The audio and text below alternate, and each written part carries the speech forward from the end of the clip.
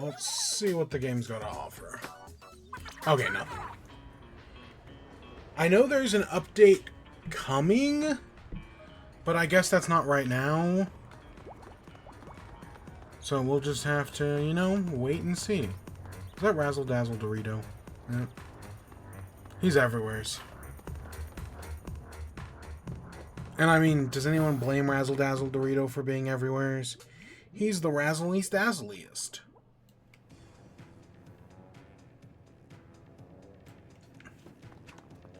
Alright. So, yeah. So I was expecting an update in this game. Or at least I'm expecting one soon. Because, you know, we've got the final update. We know the final Splatfest. It's in this big band stage thing. But it was revealed today that before the final Splatfest actually happens, the Salmonids are going to be invading the big band stage. And when they do, right, it's going to be basically work. Hey, can you work together to clear all the Salmonids so that way we can have our big band stage final Splatfest concert? I think that's a very fun idea. I'm still not entirely sure how the big band shell stage stuff is going to work. But I think it's a very fun idea, you know. Hey, you know, let's clear out all the Salmonid. It's good synergy. Is what I'm saying, right? I like the synergy of this potential final Splatfest. And it's going to be a golden Grizzco run, right? Just last weekend, there was a golden run. So making the final big mode, big wave, making the final big event in Grizzco a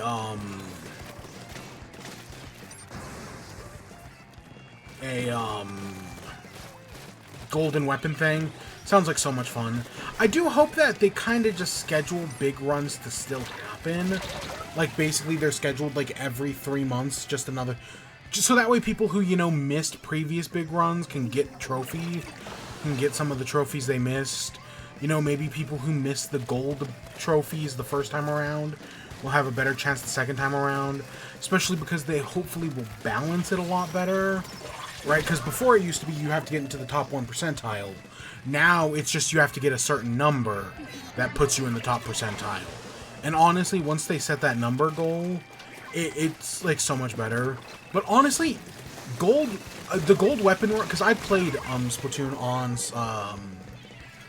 Sunday, some point when they did the gold salmon run last week, I think I got to like 140 gold eggs in just one, and like that was a good run, right? I think my average run last week was over 100.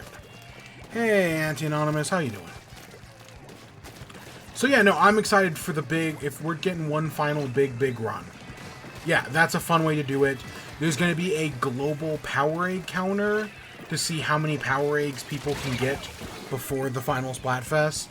My guess is they're setting the goal at 333,333,333.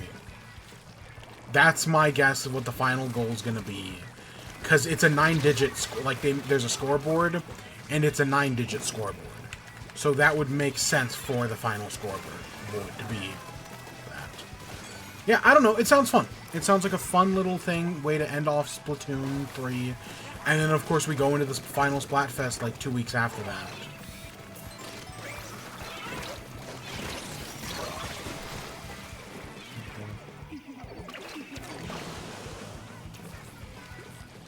Wow. Yeah, no, high school is a completely different game. Totally.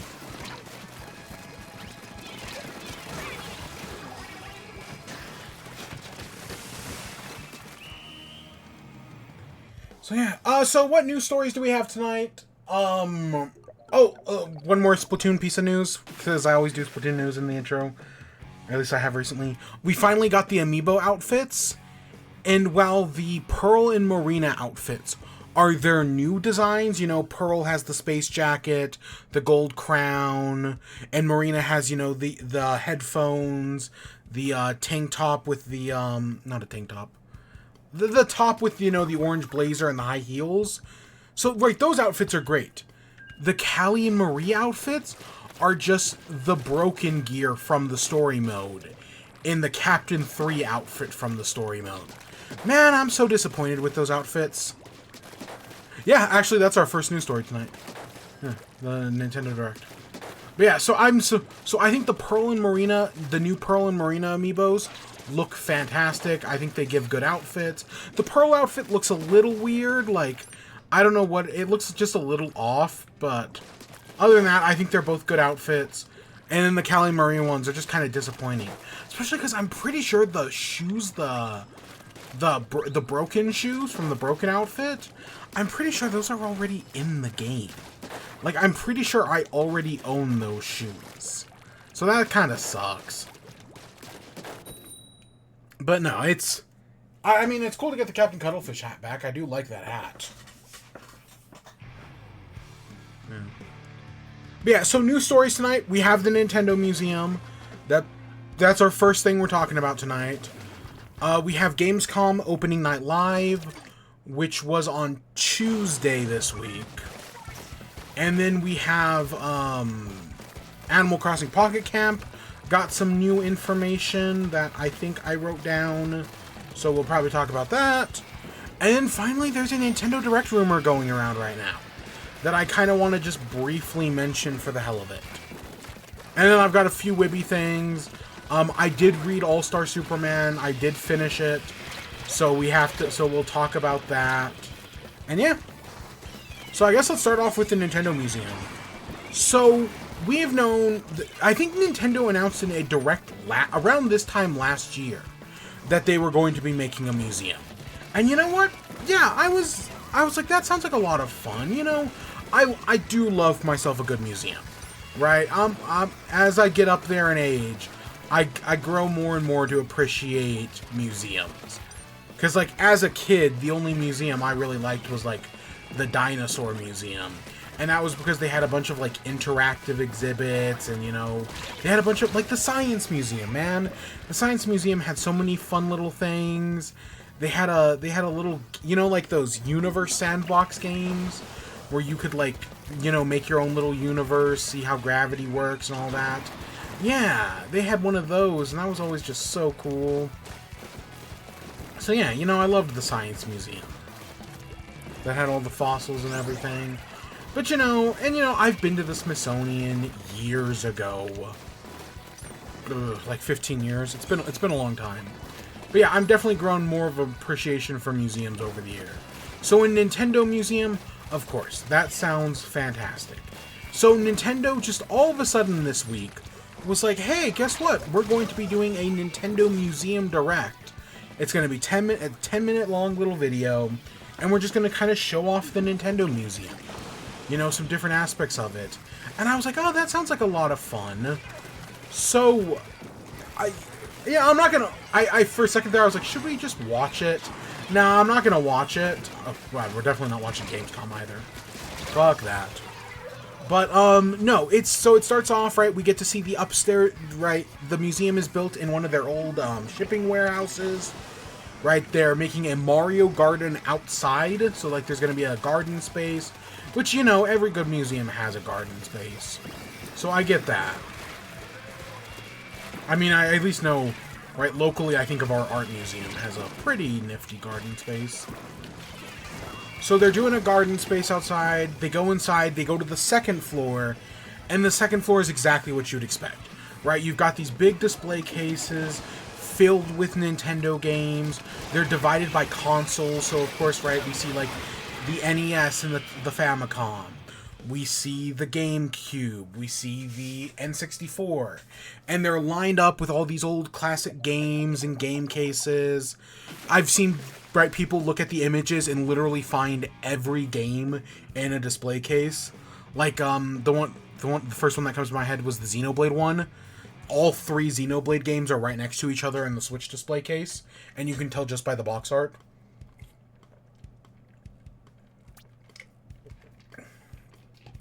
Yeah, there's some nice looking displays. But so Nintendo as a company is something I've known. The company is over 100 years old. I want to say they were originally founded in 1889. So, right, it's an over 100-year-old company. And so, one of the things I want from a Nintendo museum is I want to see the stuff that they did before they made video games. Right? Nintendo has, gosh, like 80 years of history before they ever even made a video game. Might actually, yeah, let's say 80. I'm going to be generous and say 80 years of history before they made a single video game. So, right, I want to see that. And I'm really glad that one of the things that they showed off in this tour was, hey, here's some of the stuff Nintendo made before video games. Like, we all know about the Hanafuda cards, right? That's kind of the one big thing. The Ultra Hand. But, like, did you know Nintendo made a stroller? Did you know they made a chess set? Right? Did you know they made a light, some of the, light guns? It would actually be really funny if Nintendo did actually just straight up make guns. I know I say that as funny, but, like, you know how, like, if you've ever seen the Miyazaki movie, The Wind Rises, right, there's, like, this very serious moment where they talk about, like, oh, yeah, you know, he's created the first plane for Japan, and now this plane is going to be used during World War II. And, like, imagine if, like, during World War II, Nintendo made guns. But as far as I know, they didn't. No, is an Ultra Hand worth buying? No. The only Ultra Hand worth buying is the power-up in Tears of the Kingdom.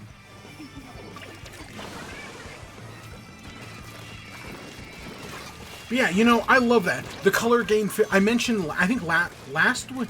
I mentioned when we did that Nintendo tier list a few weeks ago, where I ranked every console... Not Nintendo. I ranked every console based on how they look.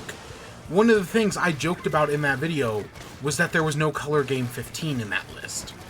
And, like, the Color Game 15 should have been in there. And guess what? In the Nintendo Museum, of course they have the Color Game 15. Right? Nintendo's first real video game console. The Color Game 15. Well, technically there was, like, the Color Game 7 before the Color Game 15. But the Color Game 7 sucks, and it's an ugly-ass console. Whereas the Color Game 15 is a little better. It's got detachable controllers. Which is my problem with Pong. Right? The original Pong didn't have detachable controllers. And that's just like, oh my gosh. We've come a long way since then. But yeah, so seeing all the museums, seeing the history of Nintendo, love shit like that, right? That's the stuff I want to see. Somebody on Twitter, I want to say it was AFK Family, whatever their Twitter handle is, they made a list of like, hey, here's 50 crazy things that might be at the Nintendo Museum. And it was just like, it's all these like weird things. The one I remember was the Famicom disc loader. And sure enough, in the trailer, you can barely in the background see the Famicom disc loader. So yeah, there are a bunch of like weird, random, like obscure pieces of Nintendo trivia that of course I'd want to see at this museum, and Nintendo has put it in here. So already, just on the second floor, the stuff they showed on the second floor, I'm already sold on the Nintendo Museum. But there's an entire first floor as well.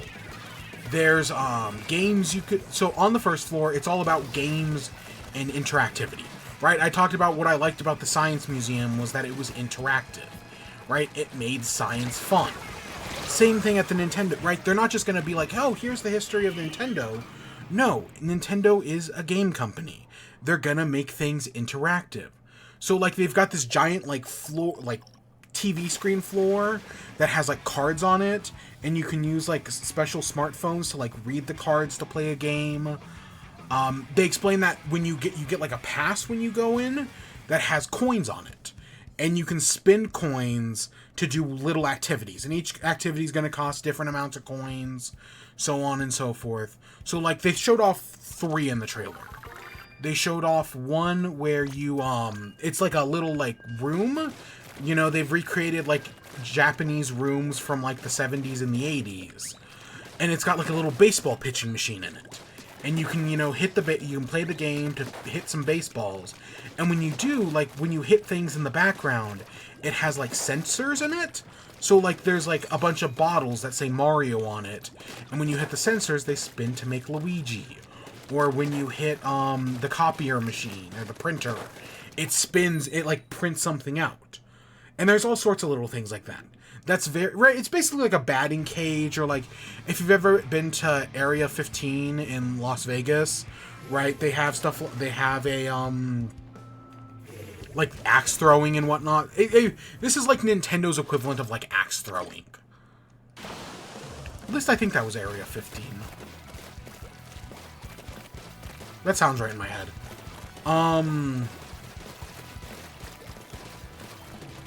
But no, I think that's cool. The next one they showed off, you know, light game. So when my mother had an NES, right, growing up, and one of her favorite games was Duck Hunt. She had 2 of the light guns. And so yeah, I played Duck Hunt as a kid. I don't have those light guns anymore, obviously. But yeah, as a kid, I had I was able to play, I had the 2-in-1 Duck Hunt Mario cartridge. And, you know, played that. So they basically made a giant light gun wall. And yeah, that's pretty cool, right? That's cool. You see, this entire tour, I don't know why I haven't said this yet. The entire tour was done by Miyamoto. And man, someone pointed out that this is the second in a Nintendo series of, hey, let's have Miyamoto show you some cool places. Because the first Miyamoto tour was Universal Studios, right? The Super Nintendo World. And it's like, yeah, you know, just seeing Miyamoto show you around Super Nintendo World, that was really cool.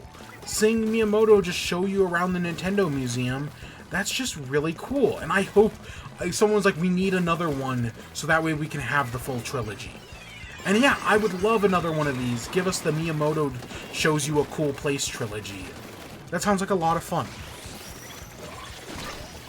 But yeah, they showed off that, and then for the third one, they have a bunch of old, you know, Nintendo games, all the way from, you know, the original NES all the way up to the Wii and maybe even the Wii U, but they're with these giant controllers.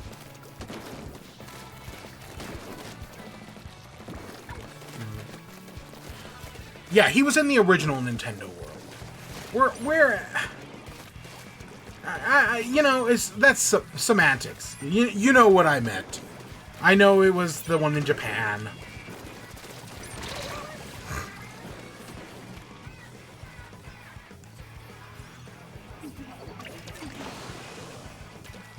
But yeah, so you can basically play these classic Nintendo games with these giant controllers. So it's like Miyamoto and like one of the museum employees just playing giant Super Mario Brothers on a giant Famicom controller. In the background, you can see people holding a giant Wiimote and flying a plane. Man, that just sounds like so much fun. Doesn't it? Like, just being able to play, you know, the games you love, but with giant controllers. Like, that's such a because they have the giant controllers over the museum displays, but to know that those are actual, like, functioning controllers that you'll be able to use, that just sounds like so much fun. So yeah, everything in here looked fantastic. I'll be honest, I did get a little emotional while watching this thing, right? There's just something about Miyamoto taking you through the history of Nintendo that actually got me, like, a little, like, stuffed up. I don't know, man. I cry easily. What can I say? So that kind of got me. In the days since the Direct, we have found out, like, the one kind of asterisk is like, yeah, they've got all these cool games. But there is a weird Nintendo decision that, like, I guess I get why they did it, but it kind of sucks. I hope the giant Wii sensor bar is better than a normal one. I don't know. I kind of doubt it, but we'll see. I mean, they're playing Wii Sports Resort, and so, yeah, we'll see. So the one downside of all of this is, so Nintendo, right, has these cool games that you can play at their museum. And when you go to the museum, you get 10 coins. But the thing is, you only get 10 coins. And each game is going to cost a different amount. So, like, it's not like, oh, well, there are 10 games at the museum, and you get 10 coins. No, no, no. You get 10 coins, but, you know, maybe the one where you play with the giant Wiimote costs 3 coins. Maybe the baseball one only costs 1 coin. Right? Depending on how it goes, different games are going to cost a different amount of coins. And each, right, so they're basically making it so that, right, So that way, like, oh, let's say one day everyone comes in and everyone decides they want to play the baseball game. They can make that cost more coins to encourage less people to play it, and instead try out different games that, you know, cost less coins. And there are no way to buy, like, more coins. You go in, you get 10 coins, and that's it. You can't buy more, you can't get any more, you only get 10. And, like, so it makes, on a level that, like, it makes sense that, like, hey, you know, especially for the first, like, 2 years that this museum is open, it's going to be so fucking busy. So the idea that, you know, they'll basically do dynamic pricing, so that way areas that are super full will cost more, and areas that are a little emptier will cost less to, you know, try to get people to go into those other areas. Like, that makes sense. But it kinda sucks, because if you go to the Nintendo Museum, I'd want to be able to do everything. But, like, let's say you travel to Japan to go to the Nintendo Museum. You probably can't do everything. You're probably, you'll only be able to do, like, at most, let's say, just half the attractions. And that kind of sucks, because I would love to do everything, because that sounds like a lot of fun. But no, it's, you know, I get why they're doing it, and I'm sure in, like, 2 years' time, when, like, the museum isn't packed, and, you know, basically everyone who's, you know, it's mostly just out-of-town tourists, I'm sure at that point, they'll, like, start decreasing prices on things, when it isn't, like, they're, like, because you know this thing's gonna be super popular, and it's gonna be packed all the time. Eventually, it's gonna slow down, and then maybe in, like, a few years, you'd be able to do everything, when it's less busy. But at launch, no, it's going to be super busy. You're going to be super limited on what you can do. Yeah. So, like, I get it, but it kind of sucks.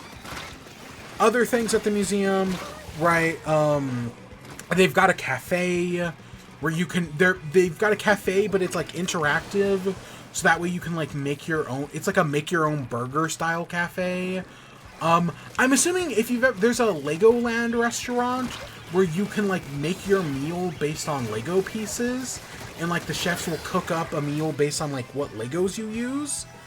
I'm assuming that's gonna do something, right? I'm assuming it's gonna be something like that. There's gonna be some sort of interactive element with that. I don't know exactly what they're gonna do, but it'll probably be something fun like that.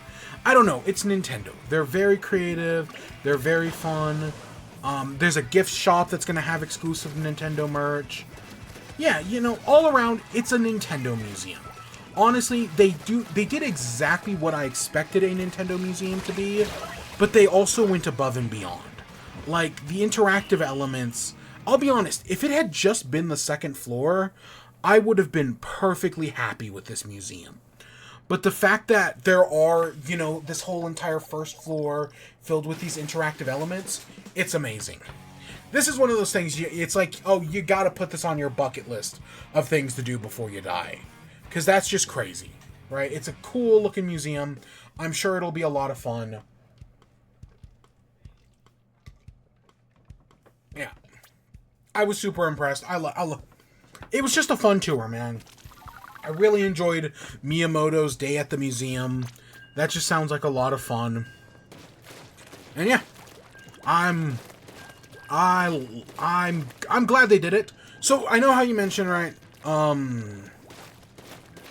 So you said in a previous comment, I wonder if Universal will make one in the West, like they did with Super Nintendo World. I do not think we're going to get a Nintendo museum here in the West. I don't think that's going to happen. It'd be cool. It'd be cool if they did it. But I don't think that's going to happen. I mean, we're barely getting a second Nintendo store in San Francisco here in like a year or two. There's no way we're going to get something like that. But you know what I could see them doing? So Nintendo has been right, Nintendo's worked with museums in the past.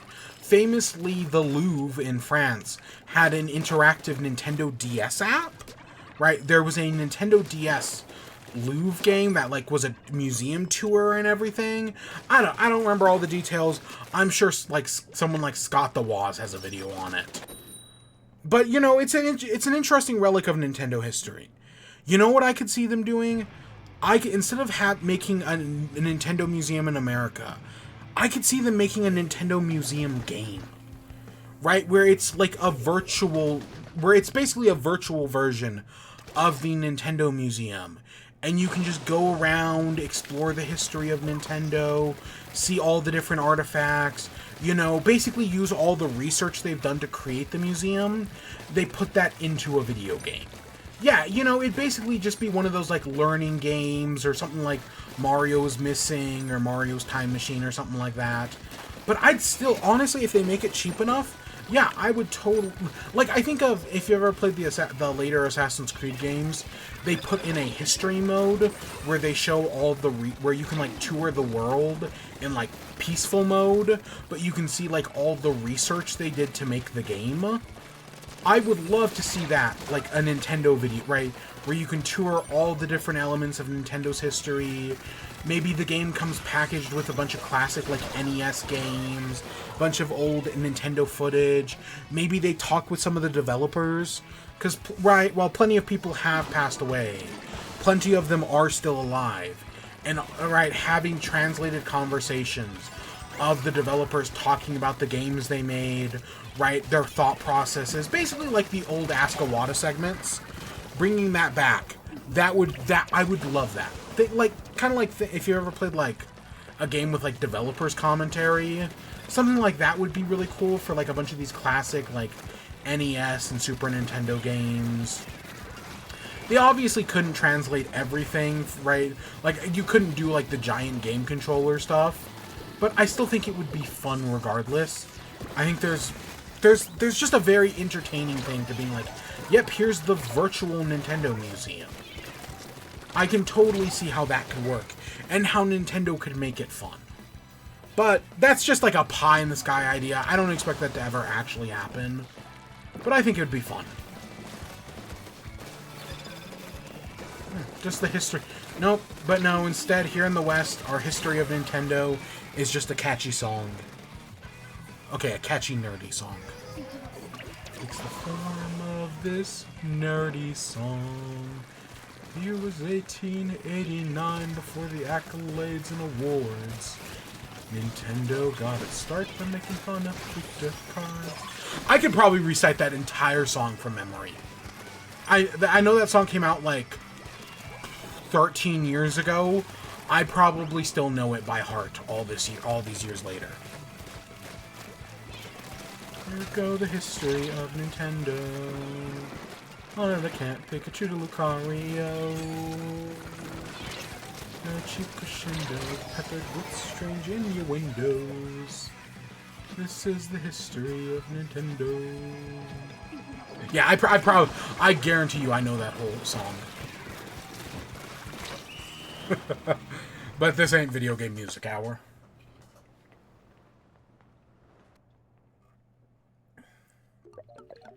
Alright, let's continue on.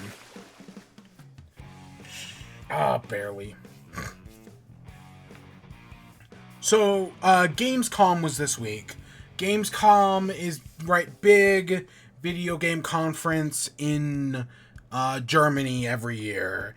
And, usually Jeff Keighley, for at least in recent years, he's hosted it.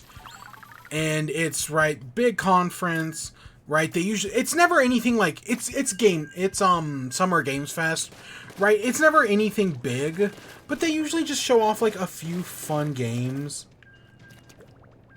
Charles Martinet Memorial in the museum. Yeah, like, I would love to hear Charles Martinet, like, sit down and talk about, like, what being Mario meant to him for, like, 20, 30 years. That'd be fun. Yeah. So, yeah, Gamescom. I never expect much from Gamescom. Honestly, I rarely watch the Gamescom show. Like, I suffer through Summer Games Fest. I usually miss the Game Awards because I have other plans that night. But Gamescom is just it's never been that great of a show. So I was not expecting much. I was definitely not doing a live reaction to it. Instead, while I was at work, I had Kinda Funny on in the background and listened to them watch the show live. So I watched their live reaction of the show, And yeah, you know what, they made it a lot more bearable, if I'm being honest. But even with them, right, having them in the background, I actually didn't hate Gamescom opening night live. For a show where I expect literally nothing, I actually feel like we got more than nothing. Did we get everything in the world? No, obviously not. But we got something. And something is better than nothing. So you know what? I'll take it. If I had to just give Gamescom a ranking out of 10, I'd honestly probably give it like a 7. Like 7 right on the dot. Like I could easily see it being lowered to 6. Maybe if I hadn't watched it with Kinda Funny, it would be a 6. But watching it with Kinda Funny, yeah, I'd probably give it a 7. I had a decent enough time on it. And when it came to writing down, like, hey, what do I want to talk about for tonight's show? I actually had a fair few things to talk about. I wrote down way more than I was expecting. So yeah, no, color me impressed with Gamescom this year. That's probably the highest rating I've ever given a Gamescom. Because Gamescom is not like an E3, right? It's not a Nintendo Direct. It's not a PlayStation or an Xbox showcase. It's a Summer Games Fest. It's a weird show that's just kind of like, oh, here's all the announcements that we don't put anywhere else. But you know, there's some good stuff in there. So let's just go over. So this is not everything that was announced during Gamescom. This is just the stuff I bothered to write down. We'll talk about each thing individually. It started off with Borderlands 4. Yep, they're making another Borderlands. I'll be honest, after the bomb that was the movie, I definitely think that maybe Gearbox / whoever owns the Borderlands franchise nowadays was maybe expecting a little bit more, like, retention from the movie, but the fact that the movie basically just failed, I don't know how much that's going to do for you. I don't know, Borderlands 3 was not great. Like, the one thing I gave Borderlands 3 was that, you know, at least it didn't have, like, overbearing microtransactions, if I remember correctly. It didn't have, like, overbearing microtransactions. It was a looter shooter that actually was like, hey, yeah, you want to collect a bunch of items and not have to pay microtransactions? Here you go. You know, you can collect everything you want. No microtransactions. Hey, you want a hamburger gun? That, you know, in a game like Overwatch or Fortnite, it would cost you $10 for this hamburger gun? And here, you can just pick up the hamburger gun, right? It's just a side quest. Shit like that's fun, man. And more, I wish more games were like Borderlands, but good. Because that's honestly Borderlands' biggest problem, is that it's just, like, the rest of the game is a mess. But, like, I'll give Gearbox credit for that. It has fun collecting, which I can't say about a lot of AAA games nowadays that lock everything behind paywalls and loot boxes.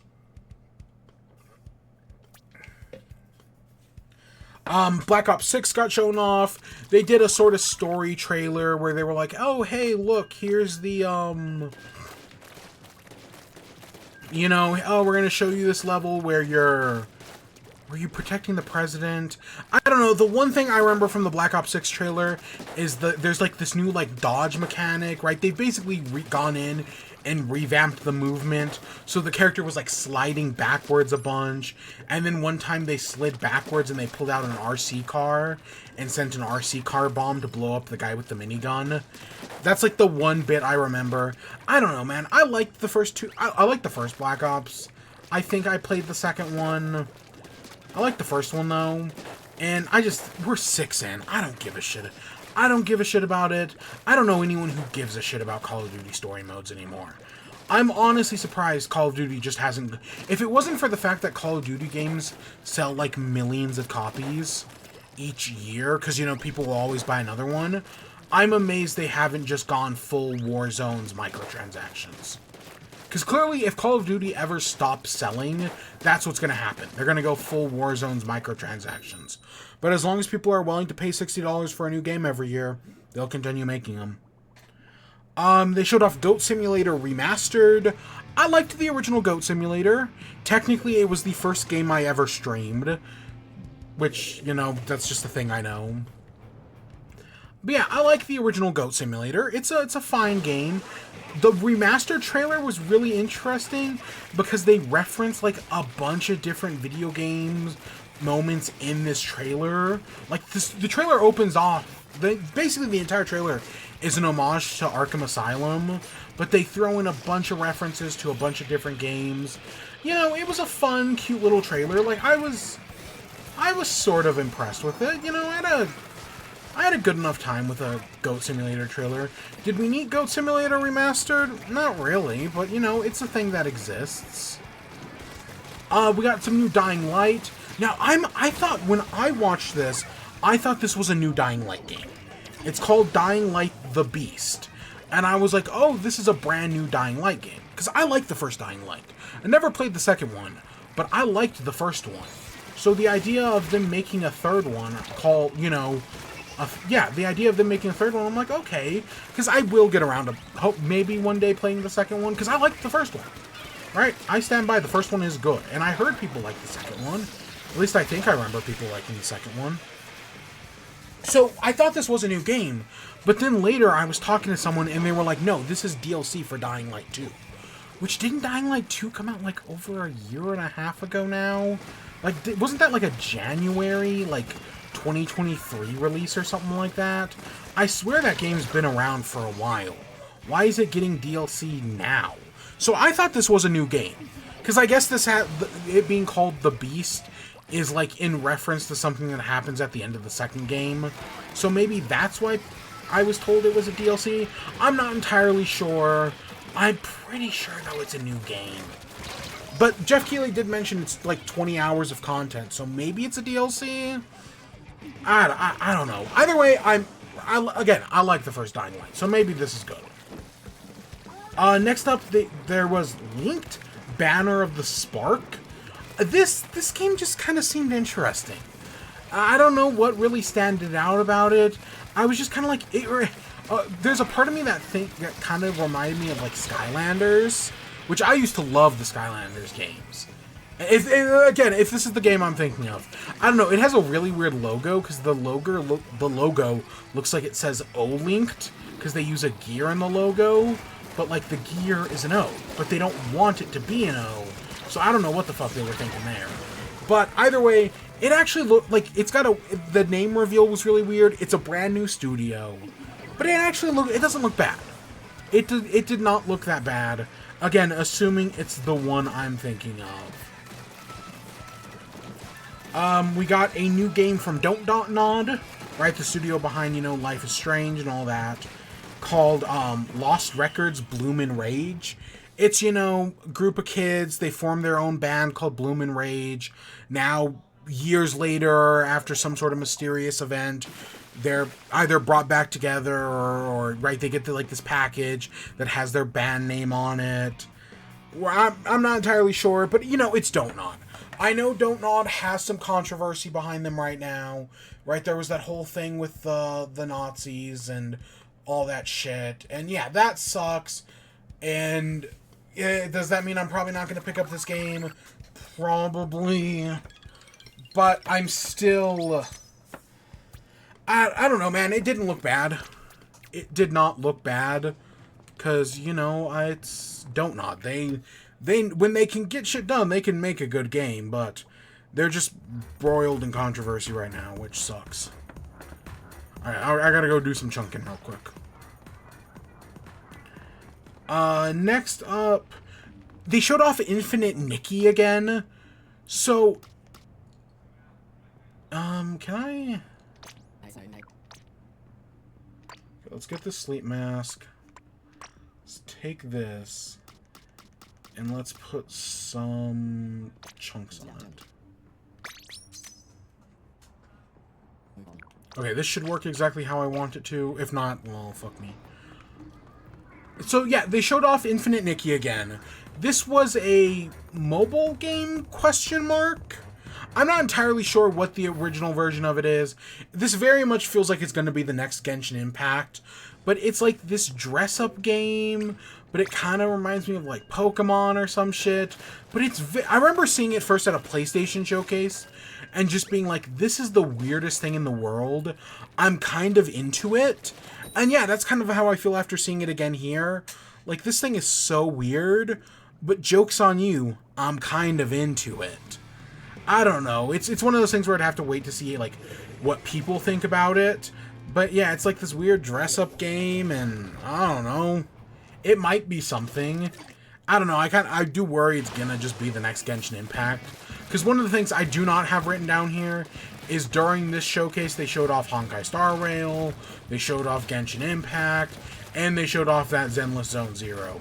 Man, I do not care about any of those 3 games. Like, one bit. I'm so sick of them. Whatever studio does them, what the heck is the studio that does Honkai? I cannot think of the studio name right now. But I'm so fucking sick of seeing those games. Especially, I think it was the Honkai Star Rail one. It was just fucking awful. Next up, they showed off Dune Awakening, right? This is the Dune RPG where you and Fran... It's basically Dune. It's Destiny, but Dune. And I'll be honest, there's just some... like, from what I had seen previously, I wasn't really too invested in this. But there was just something about this trailer, man. Maybe it's because, you know, since then I've read the Dune books, and, you know, the second movie's come out and whatnot. Or maybe it was just maybe it's a better trailer. I don't know. I'm now more interested in this than ever before. I was kind of like jokes, right? I was like, oh wow, this actually looks kind of interesting, right? Building your own bases. You know what? This will probably end up being Fallout 76, but with a Dune skin on it. And yeah, I totally see that as a very probable probability. But man, there was just something about... I got tricked by Fallout 76, kind of. And yeah, if this ends up being the same way, I sadly would not be surprised. But man, does it kind of look promising based on what we saw here. Next up, they showed off Civilization 7. I am a fan of the Civilization series, mostly from the Yogscast. Right, the Yogscast have the Civilization channel. They play a lot of these games. And they kind of got me into it way back in Civilization 5, and then later on in Civ 6. So yeah, admittedly I have not played... It used to be one of those things where I would play a Civilization once a year, because Civilization games take forever. So it'd be like, yep, time for my yearly Civilization game. Usually I did it in January, right? That was like one of the first things I did, right before we got back from like Christmas break, when we went back to school. That would usually be one of the things I did, is play my yearly Civilization game. But I haven't done it in years. Right. It's been a long time since I played Civ. It's always one of those things where every once in a while I'll see that Civ 6 is on the Switch. And I've heard the Switch version of Civ 6 runs okay. And it's like $5, and I'm always like, one day I'm going to pick it up and just spend like a week playing a game of Civ. And I just never do. I can never bring myself to do it. But everything we saw of Civ 7 here looks great. It's coming to Switch as well, which is kind of... I don't know how that's going to run on Switch. Switch 2, hopefully it'll be better. But yeah, we got some more of that. We did get a release date, February 11th. Yeah, it's coming to Switch, PS5, maybe Xbox. I think Xbox, and definitely PC. Yeah, it looked fine. It looked fine. Yeah, it's Civ. It's Civ. Did I hear something about how they're trying to make games go faster in this one? Alright, I feel like I read that, or I saw that somewhere, that they want games to not go as long in this one, which that would be nice, but, you know, if it's, as long as it doesn't change too much. I don't know, I remember when Civ 5 came out, I know people hated it, and by the time I started playing Civ 5, they had, fixed it, and Civ 5 had gotten good. And I know when Civ 6 came out, people hated it. So I'm sure Civ 7 was going to work. It's kind of like Pokemon, where, when they release, people hate them, but give it, some time, and eventually people will realize that, no, these are actually pretty good. At least that's what happened to Civ 5. I'm assuming it happened to Civ 6. I don't know. I didn't stay around long enough to actually always see that happening. Next up, they showed off Secret Level. So Secret Level, this is the people who did Love, Death, and Robots. If you've never seen Love, Death, and Robots, it's a show on Netflix. It's really good. Highly recommend it. Right? If you're still holding on to your Netflix subscription for some reason, and you have not seen Love, Death, and Robots, what are you doing? go watch Love, Death, and Robots. It's really good. But yeah, it's basically, Love, Death, and Robots is an anthology series, right? Just telling all these different stories, right? With Love, Death, and Robots. Tons of other things. It's really good. It's really well animated. It's very clever. So yeah, getting basically the people who did Love, Death, and Robots are doing a video game show for, is it Amazon? Yeah, it's for Amazon Prime Video. It's a video game show. It comes out in December. And it's going to have 15 different games, so presumably 15 different, probably like 16-minute episodes. Each episode's centered around a different game. So the ones, I don't have all of them written down. The ones I do, we're getting a Mega Man one. This is the perfect medium for a Mega Man. God, you know, I thought Mega Man was back. I played Mega Man 11. I liked Mega Man 11.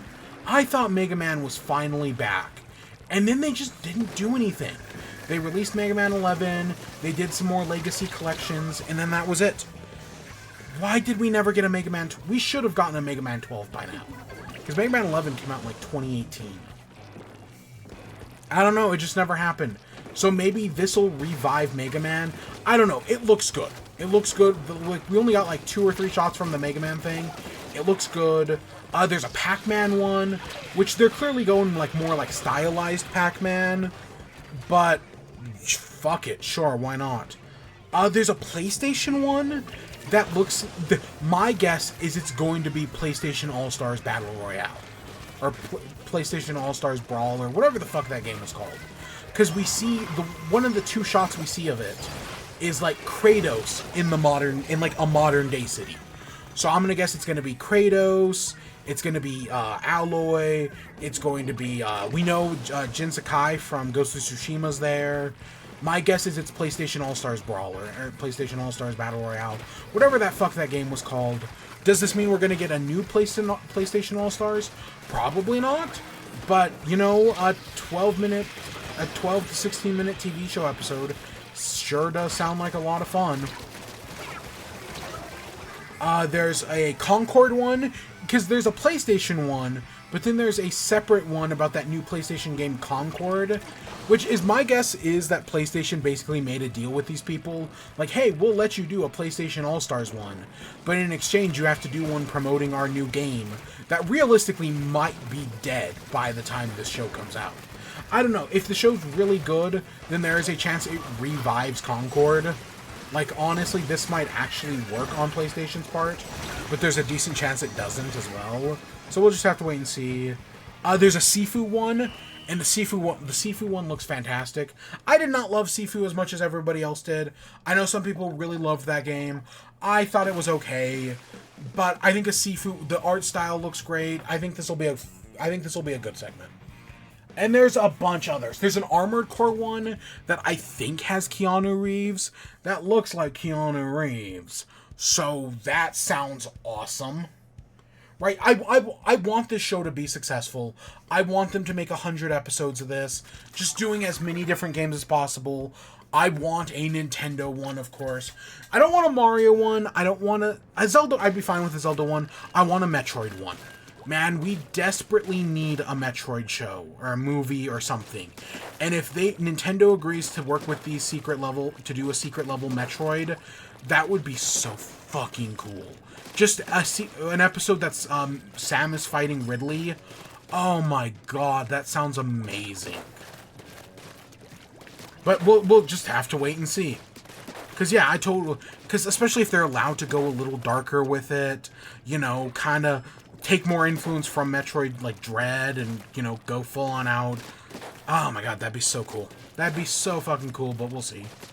But yeah, everything from Secret Level looks great. I'm excited for when it happens. But it comes out December 10th. And I definitely will check it out. And, you know, hopefully we'll talk about it then. Because I may not have watched Season 4 of The Boys, but I will watch this. Because even, like, the games I don't care about, like, oh, I'll still watch it anyways. What was the other one I saw people... Gears of War one would probably go really hard. Gears of War one would be cool. There was another one that I saw people being like, oh yeah, that'd be awesome. What was it? It wasn't Halo. I don't remember what the other one is. I'm sure there's a lot they can do, though. After Secret Level, we got some Starfield updates. I know people hate Starfield. Guess what? I don't hate Starfield. And they announced same-day release, so on Gamescom's, on the same day of Gamescom, the car that they had been talking about adding to Starfield is now in Starfield. It's called the Rev 8. And yeah, it's a car in Starfield, because, you know, sometimes traveling around in Starfield can be kind of tedious, and so adding a car to the game makes a lot of sense. The fact that they shadow dropped it, that's pretty cool. But they did announce that the DLC, Shattered Space, is coming out September 30th. So that's another thing to add into my September catalog. Oh wow, I'm going to play some more Starfield. For probably the first, not for the first time in like a year, but, you know, for the first time in a while, that'll be the thing that gets me back into Starfield. Because again, I didn't hate Starfield. I know some people really do. Or, you know, they find it like generic. I had fun with it. It's not anything special. Like, it's not Skyrim, it's not Fallout 4. It's not, but it's also not as bad as 76. Yeah, I did not mind Starfield. I have no problem getting some more content for it. And yeah, a car I think is going to be a great addition. And I think they're working on fixing the mini-map, because the mini-map sucks in that game. Like, it sucks, the big one. So I think that's going to be part of the update. If that hadn't already come out, which there's a real chance it has, I don't know, that's going to be a great change. And I'm just waiting for the Joseph Anderson video, where he says everything I like about the game is actually dog water. Because that is inevitable. Man, has Joseph Anderson done anything in like a year? Probably when did Elden Ring come out? It's been a while. And I never even fully watched that video. I watched the first like few minutes and was like, okay, I'll get back to this maybe after I play the game. Kind of like what I said about, well, I mean, to be fair, with this Hollow Knight video, I did actually go play Hollow Knight, and then I went back and watched that video. And that sure was an intro.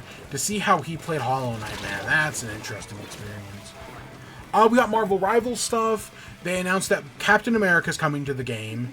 And hey, guess what? It's Captain America, right? He plays how you expect. Oh, you throw the shield. You can do shield bashes. You can do shield runs. Okay, that's basically what I expected. And then they showed off Bucky, the Winter Soldier. And I'll be honest, right, if you had asked me, oh, what's Bucky, the Winter Soldier, going to play like? I would have said, like, oh, he's going to be like a Reaper or a Soldier 76. He plays like, is it Roadhog? He's a combination of Roadhog from Overwatch and fucking the protagonist of the game Prototype. Yeah, his robotic arm has, like, all these, like, tentacles in it, and they, like, shoot out like Prototype. If you ever played the Xbox 360 game Prototype, it's a great game, and the protagonist has, like, this big, scary arm that has all these, like, tentacles, and that's how he plays, right? He's jumping around with his big Prototype arm. He can slam into the ground. He can pull enemies near him. That's the Roadhog part of it.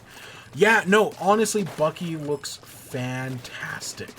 Wait, like that, if I had guessed how that character would play, never would have thought of that in a million years. But that's what makes it so interesting. So on top of that, we got a release date for Marvel Rivals. It's coming out December 9th, or December 6th, I mean. There are a lot of games coming out in December now. I think just at this showcase alone, there were 3 different projects with the first week of December as a release date. So wow, that's a lot. But yeah, no, Marvel Rivals is coming out to PC. I think it's also coming to PlayStation. Don't know if it's coming to Xbox, but it's definitely coming to PC and PlayStation. And they announced that all characters are free, right? They're not doing the fucking Overwatch, League of Legends bullshit where you have to pay to unlock characters. How fucking multiverses where it's like, oh, you've got to pay to unlock the new characters or whatever. No, all characters available at launch. And of course, there are still going to be microtransactions, but they're all just going to be cosmetic. Man, like, listen, I don't like microtransactions, right? Like I mentioned earlier, Borderlands. In a game like Borderlands, all the cosmetics are just things you unlock as you play the game, right? Modern games just don't give you shit anymore because they unlock everything behind microtransactions, because we live in hell. But, you know, I'd rather have them lock cosmetics behind microtransactions than entire fucking characters. Because that's why I will never play Multiverses. Because Multiverses locks, it's a Smash Bros. Game. It's a character fighter. And you lock all of your characters behind paywalls. And, you know, having to put like 40 hours into the game to unlock one new character. I know they do, but they do free weekends and whatnot. Fuck off with that. I would rather just pay to get a full game than any of the shit these companies are pulling. Any day of the week. And that's why the video game industry will eventually collapse. We'll talk about Animal Crossing here in a second and how that's relevant. But just know, it fucking sucks. And you know, this is better than the alternative. I guess I'll say that. Is that a win? Not exactly. But you know, being better than the alternative, being better than Overwatch 2. Man, if I kind of really do hope this succeeds Overwatch 2. Like, I know we all joke Overwatch 2 is dead. It's not actually dead. This might kill it, though. And it deserves. Overwatch 2 deserves to fucking die.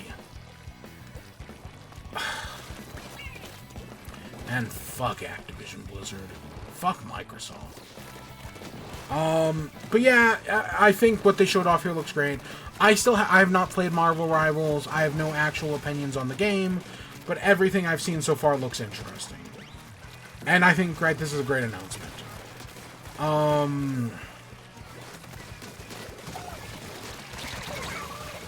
Next up, they showed off some Batman Arkham Shadow. This is that meta VR game that, you know, is Batman Arkham. It's a prequel where you're following Rat King. I know they showed off some of the other villains in this trailer. Can I be honest? I don't remember who the fuck they showed off. Did they show off Two-Face? They might have showed off Two-Face. Maybe I'm thinking of something else. I know they showed off some stuff in this trailer. Honestly, I can't remember all of it. It's a Batman VR game. In some ways, yeah, that's cool. But in other ways, I'm like, this is a VR game. The last Batman VR game sucked. So while this is hopefully better, I don't know how much better this is actually gonna be.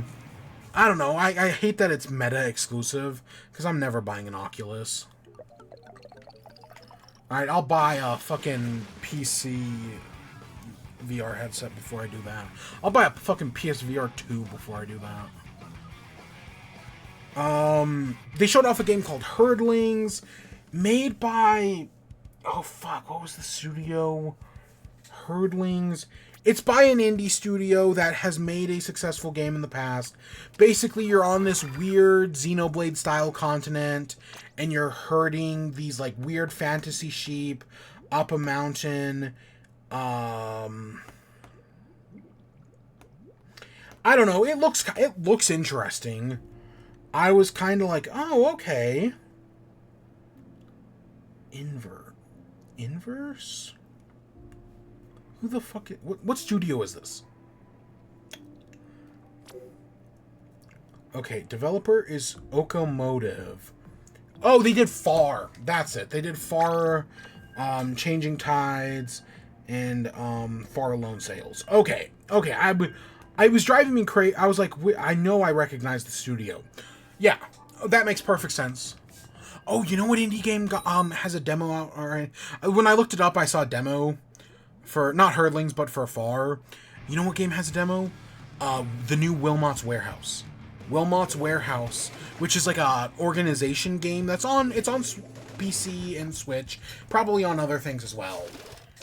It's a game I both really like, but can also find very stressful. Like, there's a part of me that wishes and there might be. Honestly, they might have updated it at some point to remove the time limit, or at least to have a mode without a time limit.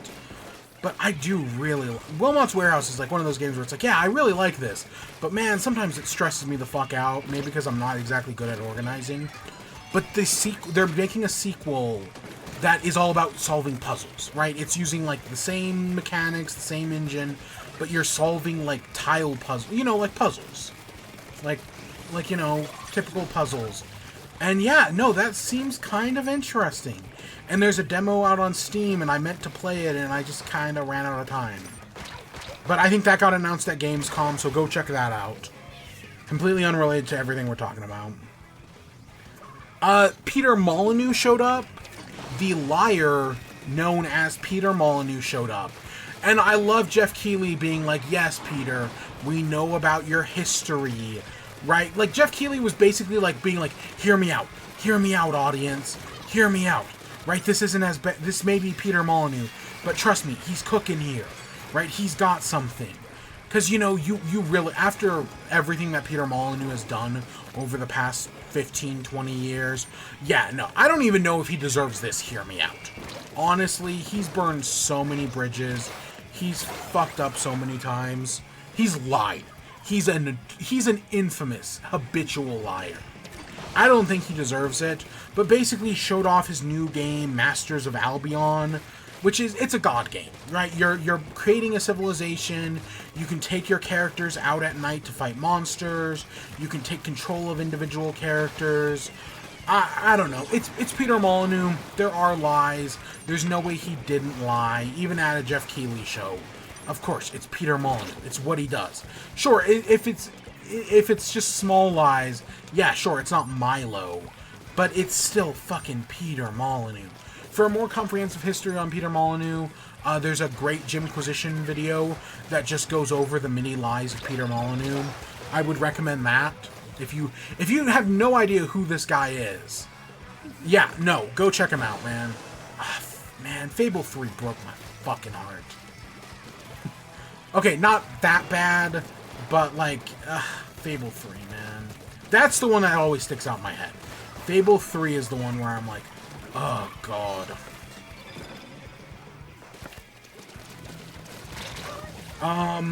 After that, Floatopia? Admittedly, the last thing I saw, because I was watching this live, right? Watching along with Kinda Funny. But at some point, I had to get up, and I had a meeting to attend, so I kind of had to stop watching. And it was I think, around the time they were doing, Diablo 4. So that was kind of when I stepped out. So later on, I kind of came back to see what they announced. They showed off Floatopia. It's Animal Crossing. It's an Animal Crossing game, but you're on a floating island instead of, you know, an ocean island. It looks like Animal Crossing, man. You know, for those who want to scratch their Animal Crossing itch, yeah, this looks pretty decent. It looks cute. You know, I'm sure there's a lot of things in there that, you know, they didn't show off. I don't think we got a release date or anything. I literally just have in my notes Animal Crossing. But, you know, I'm down if another studio wants to try Animal Crossing. You know, in the same way that, like, Pal World was like, hey, we're going to take our stab at Pokemon. If a studio was like, hey, you know, we saw Animal Crossing's the biggest game in the world for a time. Let's take our stab at that. Yeah, no, I have no problem with that. It looks fine. We got Indiana Jones. We finally got a release date for Indiana Jones in the Great Circle. I am somewhat excited for this game, you know. I like Machine Head games. I like Uncharted. I like Indiana Jones. Admittedly, Indiana Jones is one of those franchises where it has more bad movies than it has good movies. There are 2 good Indiana Jones movies, 1 mediocre one that exists, and then 1 genuinely bad one. And I don't even hate the genuinely bad one, Kingdom of the Crystal Skull. I don't even really hate that much. It's just not, yeah, it's just not great. I definitely wouldn't go as far as South Park did. Like, that's, ooh, I wouldn't go that far. But no, it's not great. And Dial of Destiny was a movie that existed. And then people are way too lenient on Temple of Doom. Temple of Doom is not great.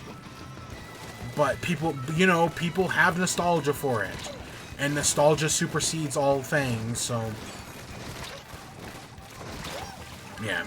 But no, I think the Great Circle might be fun. The trailer this time around was Troy Baker as Troy Baker, talking about the game, talking about what an honor it is to be Indiana Jones. And then they end with a release date. Hey, guess what? December 9th. Another December. I think, again, this is our 3rd December release date. But hey, they're at least getting, right, Xbox needs at least one thing this year. And if this is their one thing, then okay, they've at least got something. And then, on top of that, right, they announce it. And then Jeff Keighley's like, wait, one more thing for Indiana Jones. Hey, guess what? It's coming to PS5 in spring. Yep, it's coming to PS5. Of course, I'll actually, I'll wait for the reviews, obviously.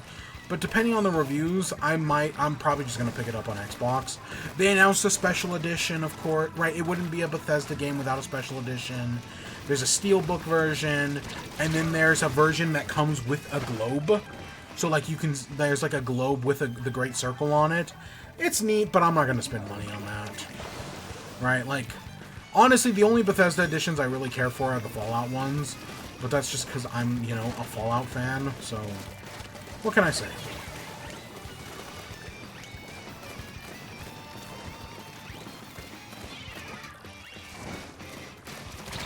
Oh, there we are. And yeah, and then the final thing they ended off on was Mafia: The Old Country. Can I be honest? I'm not a Mafia fan. I have never cared for the Mafia games. The remaster was a broken mess. I don't have any nostalgia for the series. It's one of those game series where it's like, yeah, I've heard about it, but it's never really spoken to me. Like, at least the first Saints Row. Well, I didn't love this first Saints Row. I could see the potential for something great there. And then Saints Row 2 was great. And then Saints Row 3 was kind of lackluster, but 4 was good. I liked 4. Right, Mafia, I don't get that same vibe. I know some people do, and for those people, you know, good for you, another one. But for me, Mafia just doesn't really do it for me. And this new one, nah, it does nothing for me. And yeah, so that was Gamescom. There was a lot, right? That's a lot of things. Yeah, nothing over the moon, obviously. Like, there's no big, like, one more reveal thing. But a lot of these things we already knew about. You know, a lot of release dates were given. I think it was a fine showcase. Nothing too spectacular, but nothing terrible. I think Gamescom was fine. Right? 7 out of 10. I know that might be a little high, but, you know, hanging out with a kind of funny crew for 2 hours, yeah, that was fine. Again, technically it was a little less than 2 hours. Honestly, if we had watched the show tonight and I had watched it, like, fast-forwarded, kind of like what I did for Summer Games Fest, I probably would have also said, like, yeah, I had a fine time doing that. And I probably would have had the same response. But yeah, no, I think it was a fine show. Admittedly, again, kind of like Summer Games Fest, I expect nothing. So when I get more than nothing, I can be, you know, generally happy with it. So yeah, I'm gonna go get some water real quick because I ran out like 30 minutes ago. Okay, like 20. I need to go get some, and then we'll be right back, and we'll talk about Animal Crossing.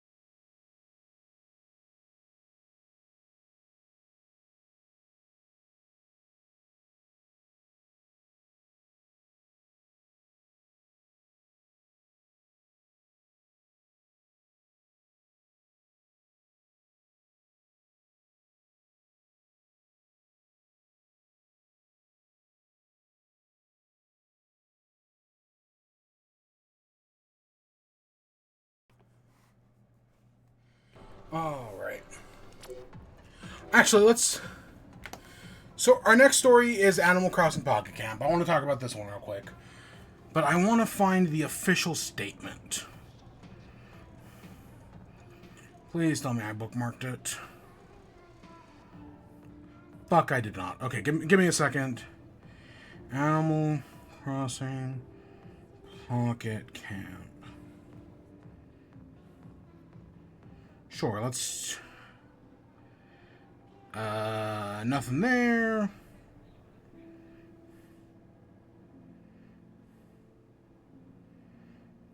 Where else? Maybe here? No, that's only in Japanese. Fuck. Okay, give me a second. I'm gonna find this statement.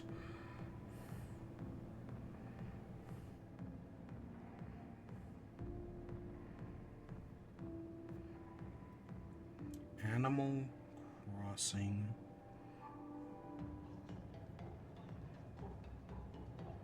Alright, so it's this. I'm just quoting Wario64 here. Services for Animal Crossing Pocket Camp will end on November 29th.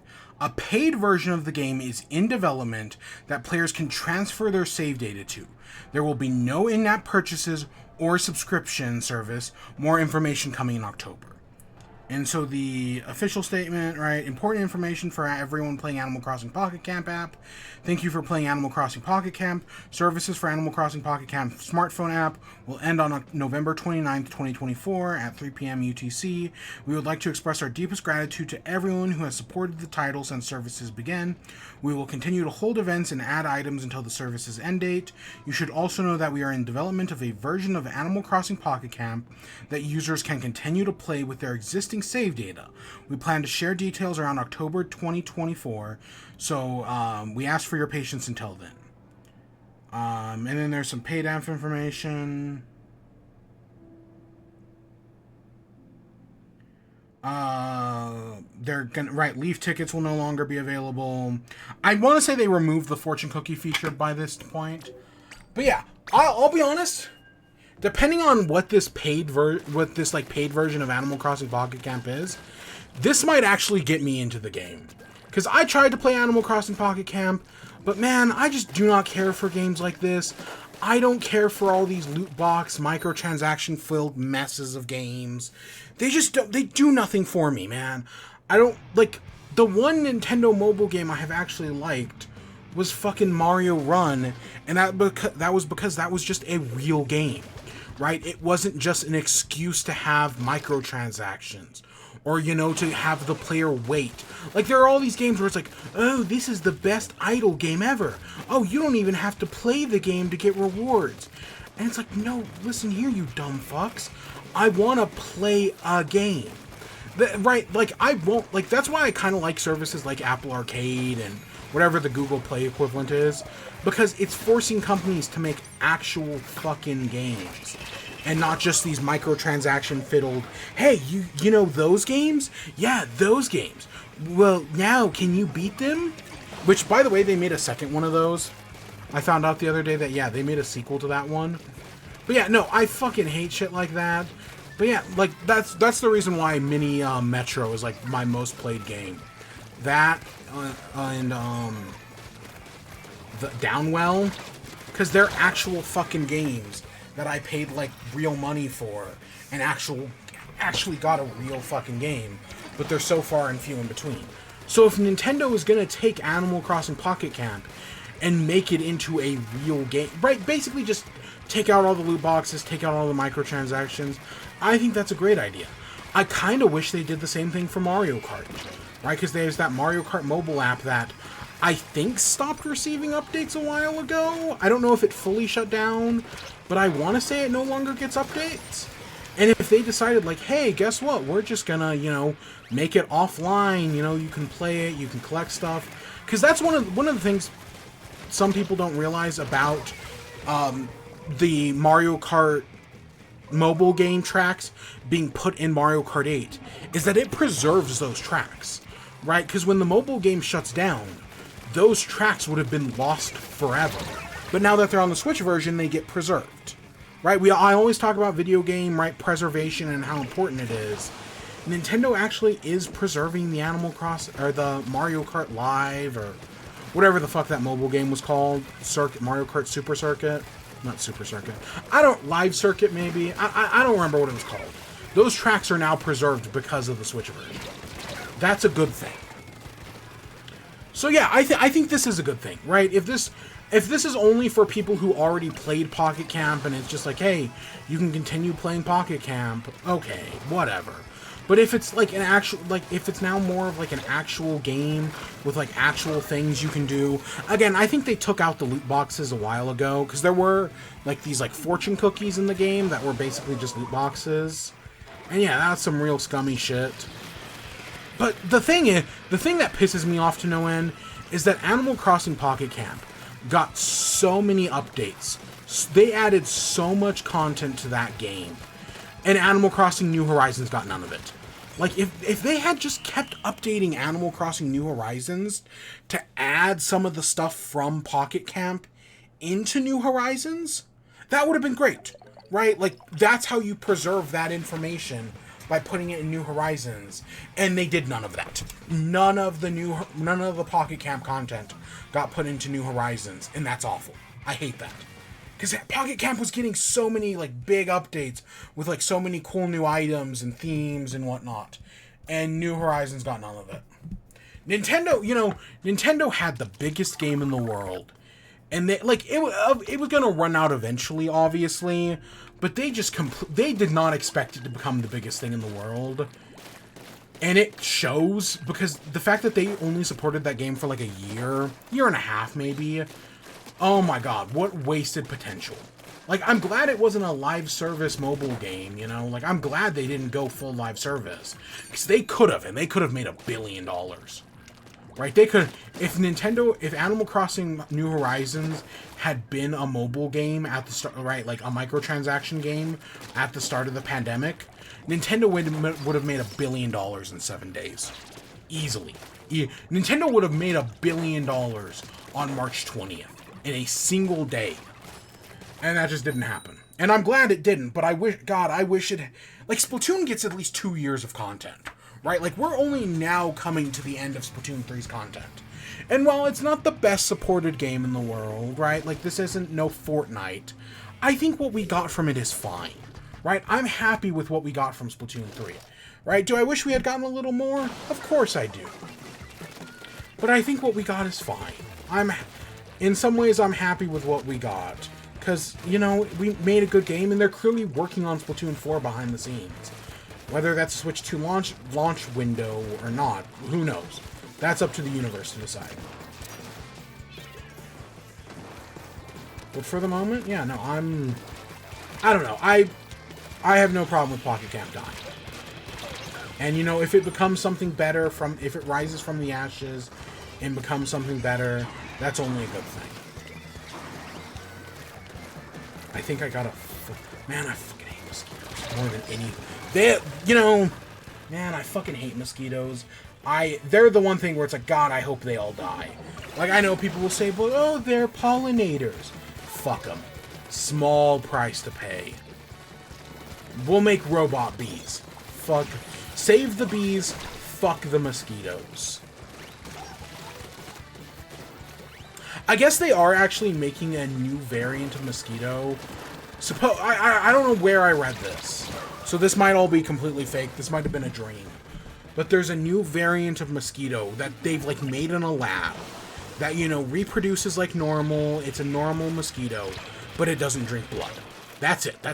It works every way. It's the same as a mosquito. But it either doesn't drink blood, or it doesn't have the poisons that normal mosquitoes have. Because, right, the mosquito bite becomes itchy from the poisons the mosquito have. So maybe it doesn't have the poison. I don't know. There's something in there that was, like, different. And it's like, God, if we could just replace all mosquitoes with that. Oh, that's the fucking future, man. And then we just gotta figure out how to save the bees. Man, I like bees. Bees are cool. Right? Not even on, like, a pollination level. Bees are just fucking cool. Like, you know, of course, you save them for pollination first. But bees are just fucking cool, man. They also deserve to be saved. So yeah. So the next thing we gotta talk about, Nintendo Direct rumors. Normally I'd be doing this next week. You know, there's always Nintendo Direct rumors, because typically Nintendo does 3 Directs a year. One in February, one in June, one in September. That's how it's been for years now. And unlike the June Direct, where they've missed it a few times, I don't think they have ever missed the September Direct. I don't think Nintendo has ever missed the September Direct. So, of course, we're all expecting a Nintendo September Direct. But there was a rumor that went out this year, I think it was PH Brazil, who, you know, is a Nintendo leaker, who said that they do 3 a year. They do 3 Nintendo Directs a year. Plus, you know, I'm not counting any, like, indie game directs. Like, indie game directs, the partner showcases, mini directs. That stuff doesn't count. Because, like, we usually get an indie direct around the time of PAX every year, and I have no idea when PAX is. Alright, good night. But yeah, no, I think, because originally, right, when people were like, oh, there's a Direct rumor coming up, and then the Museum Direct got announced, everyone was like, oh, okay, that's our Direct. And then the guy, right, the guy, again, I think it's PH Brazil, was like, no, there is supposed to be another Nintendo Direct. But according to his rumor, right, his thing, is that it's supposed to happen next week. That this is not a June or a September Nintendo Direct like we're used to. It is instead a, it's an August Direct. Where is it? Alright, according to PH Brazil, Nintendo will have an actual Nintendo Direct this month. This would be a departure from their usual September Direct. So yeah, that is... see, just on that front alone, I think there are two... my most likely possibility is that it's not happening. Right? Because I know there are some people who says that, oh, the June Nintendo Switch Direct was the last Nintendo Switch Direct. I was never willing to go that far. Right? The September Direct is usually a thing, and I could see us getting a September Direct. But the fact that, right, they're saying it's happening in August, that's just a little weird. So I think the most likely thing is that it's just not happening. At least not this week. Especially, like, if it's the last week of August, because usually the September Direct is around, like, the 15th. It's usually halfway through the month. So, right, doing it in the end of August, that's just kind of weird. But, you know... So, my other... if this is true, I don't think this is a, like, Nintendo Direct. I think this is either a mini Direct or a partner showcase. I don't know if they still use the Mini Direct branding. I feel like it's been a long time since the last Mini Direct. But I could see this being either a Mini Direct or a partner showcase. I would guess Mini Direct, if only so that way they could show off Zelda and Brothership. Because I feel like in partner showcases, there are 0 first-party games. Like, I want to say the last few partner showcases have had 0 first-party games. So maybe just call it a mini Direct. And yeah, show off a little bit more of Super Mario Brothership. You can show off Echoes of Wisdom. We don't really need to see anything more from Donkey Kong. Like, I guess they could, but we don't actually need any more of that. Like, that can be kind of like what they do with, like, Pikmin and other smaller games. Like Super Mario RPG. They can just kind of have their own thing. They don't need, like, a Direct slot. Especially if you're doing, like, a mini Direct. And then, you know, you get in some third-party games. I don't... Honestly, if it's mini Direct, Partner Presents, or mainline Nintendo Direct, the big question is Silksong. Because I'll be honest, if we are getting a Nintendo Direct next month, or this month, you know, sometime in the next, 7 days? 8 days? It's kind of the last chance for us to see Silksong. Until the Game Awards. Which I don't think it's going to be at... Because we knew it wasn't going to be at Gamescom, because Jeff Keighley said so. So I feel like whatever Nintendo does next is kind of the last point it's going to show up. Of course, Team Cherry themselves could just put it in their own showcase. Like, they could just do their own thing. And yeah, you know what? That's totally fair. But I'll be honest, if it's not at this Nintendo Direct or whatever, then I feel like there's a, 20% chance it comes out this year, which I know some people do not want to hear, but that's just me being a realist here, people. Something's gone... I say this every time. Something has gone wrong behind the scenes. Feature creep, development hell, both. Something has gone wrong behind the scenes. Of course, I hope they make the best game possible. I hope Silksong lives up to the hype. I hope it's Hollow Knight 2 and the way that people want it to be. But I just can't at this point. Something's happened. I don't know what, but something has happened. Doesn't mean it can't still be a good game. But, you know, the behind-the-scenes documentary is going to be interesting. That's all I'll say about that. But other than that, they're not gonna, no matter what they do, a direct, a mini, a partner, no, Switch 2. They're not going to talk about, hey, here's games coming to the Switch, and then be like, hey, but guess what, Switch 2, or they're not even gonna say, like, hey, in October, we're gonna do a special Nintendo Direct to show the next console. They wouldn't say shit. The next Nintendo console is going to be revealed. Just one day, we're going to be getting ready for bed. And it's going to be like, hey, tomorrow at 7 o'clock tomorrow night, check out this special Nintendo presentation. And that's it. That's all they're going to tell us. And then that'll be the reveal of the Switch 2. My guess is still October. I'm going to make Switch 2 predictions in October, obviously. The first week of October. I've said this before. I'm going to do Switch 2 predictions, but that's still a ways away. Any other Nintendo Direct predictions?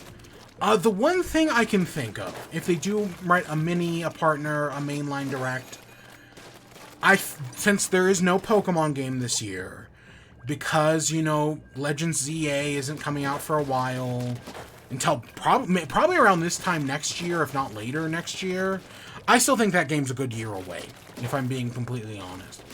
I think the best thing to do is to be like, yeah, there's no new mainline Pokemon, but we're adding Pokemon Ruby, Sapphire, and Emerald to Nintendo Switch Online.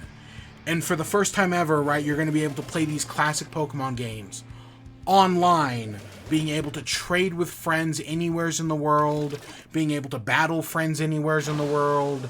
You know, use those Nintendo Switch Online servers to be able to play and battle friends no matter where you are. It's not going to have co-op, obviously. But, you know, I could see them, right, I could see it having online battling and trading, as well as local battling and trading. Kind of like what they did for the other remakes. The Heart Gold, or Gold, Silver, Crystal, Red, Blue, and Yellow things that they had on the 3DS.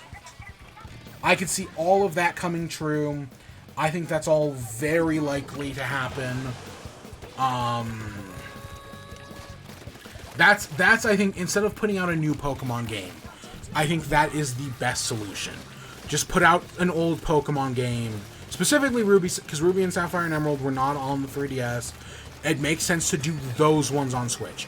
I know Pokemon Company loves going back to Gen 1, and guess what? You can do Leaf Green and Fire Red at a later date. I'd have no problem with them releasing Leaf Green and Fire Red again. But I think you start off with Emerald, Ruby, and Sapphire. That just makes the most sense. Do those three. Yeah. Whether are they actually just going to be part of Nintendo Switch Online? Will you have to pay for them separately? Like, will they cost like $7 on the eShop? I have no fucking idea what they're gonna do. I think I want them to just be free, right? Like part of Nintendo Switch Online, like everything else is. But if the Pokemon Company, one of the greediest companies in the world, if they don't want to do that, I think you find the middle ground of giving one away for free.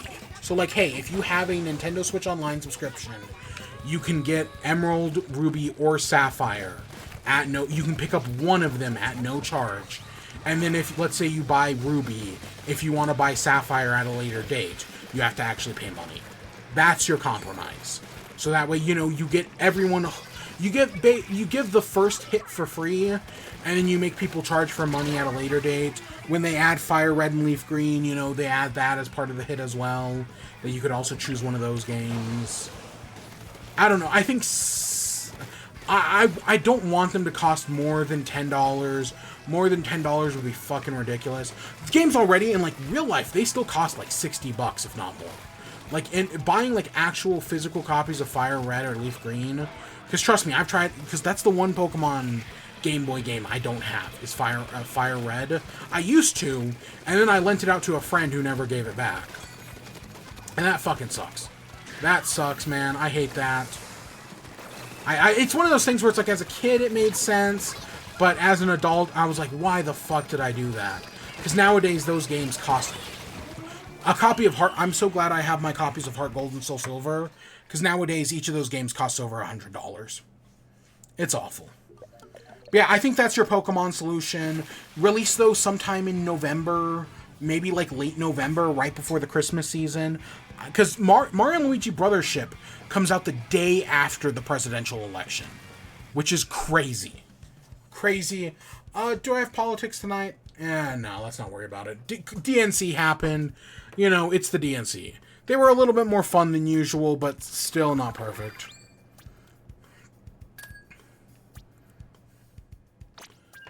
But yeah, no, I think that putting it out in late November, I would love for it to shadow drop, honestly. I would love for just like a, hey, guess what, Pokemon available now. That would fucking kill. But, because I know Nintendo has MEO coming out in like a week, which, by the way, that game is getting a demo, and like, it's actually like a really cool, like, they're doing 2 demos. The first demo comes out, I think it's already out. The second demo comes out sometime this upcoming week. And then the full game releases later on this week, as well as you being able to transfer your save file over from the demo. Really cool. Honestly, for a game that's not going to be that popular, Nintendo has done a lot of work to make that game as popular as it can be. The only thing they haven't done is put the original games on sale. Put the first 2 Famicom Detective Club games on sale. People will buy them if you make them cheaper. And when people buy those games, they're more likely to buy your new one. But they're not going to do that. Of course they're not going to fucking do that. It's, right, Nintendo may reduce, you know, everyone always talks about how Nintendo never price cuts major games. And yes, that is true. Breath of the Wild, right, the lowest I've ever seen Breath of the Wild is like $40. But smaller games, they will give price cuts to. Fire Emblem games give price cuts all the time. And I feel like, right, we just kind of don't talk about that. But no, games like Fire Emblem get price cuts all the time. So yeah, I feel like that would just be a smart move, but they're not going to do it. They're obviously not. Any other Nintendo Direct predictions? Because again, I still don't think this is going to happen. I don't think, yeah, Silk Song, I don't know. This is kind of the last like big chance. I don't know. It makes sense to be here, but it also makes sense not to, because they're not doing it anywhere else. Echoes of Wisdom, Brothership, Donkey Kong, probably some sort of port, right? Some sort of other port. Like, I don't think we're going to get Xenoblade Chronicles X, obviously. But I could see us getting something. Not Star Fox Zero either. No, that's not going to happen. I don't know. Now, see, the thing is, we now have a February slot.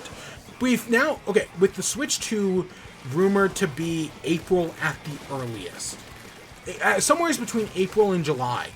We now have to fill all of those slots. We now need, right, before it was like, okay, we need a January and February game because, you know, the next console release is in March. Now, we need we have a January game, so we need a February game, we need a March game, and then we potentially need an April, May, and June game. Right? So that's a lot of games we potentially need from Nintendo. So I feel like depending on what they show off here, you know, if we get a February game, then I think it's totally possible that right, if we get like let's say we get something in February. What's a February game? Let's say Golden Sun gets a remake. Boom, Golden Sun remake comes out in February, and then Metroid Prime 4 comes out in March. Right, that means that, right, the Switch 2 at earliest could be March, if not later. You know, this would honestly, if we do get a Direct, it would be, I'd love to see some more of Metroid Prime 4. I don't know how much we will see, obviously. Probably not much, sadly, but I think we could see something. I think that's totally reasonable. But yeah.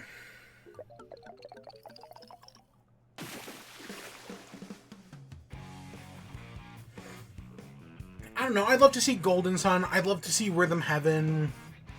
Rhythm Heaven, especially, I'd love to see. Are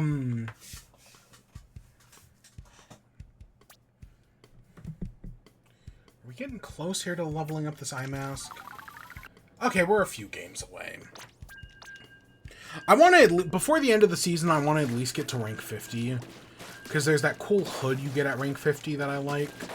Not that I'm probably going to use it. I mean, I'm surprised I'm using this eye mask. I think it's okay. You know, see no evil.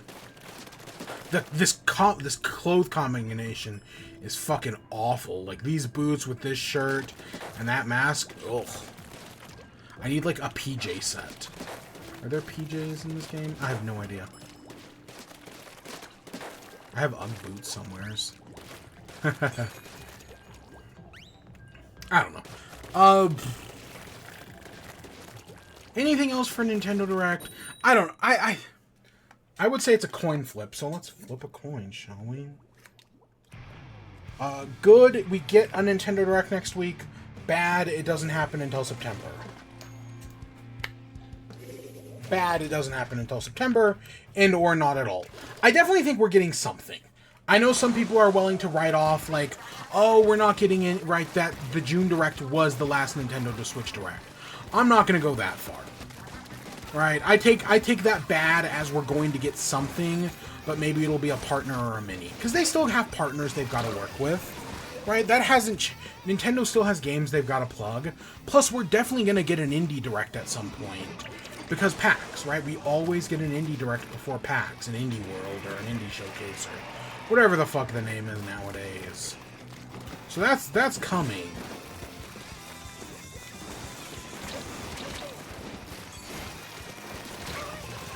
So yeah, let's move on to WIBE. So what have I been playing? I played some Pokemon. I've been doing some shiny hunting in Pokemon, man.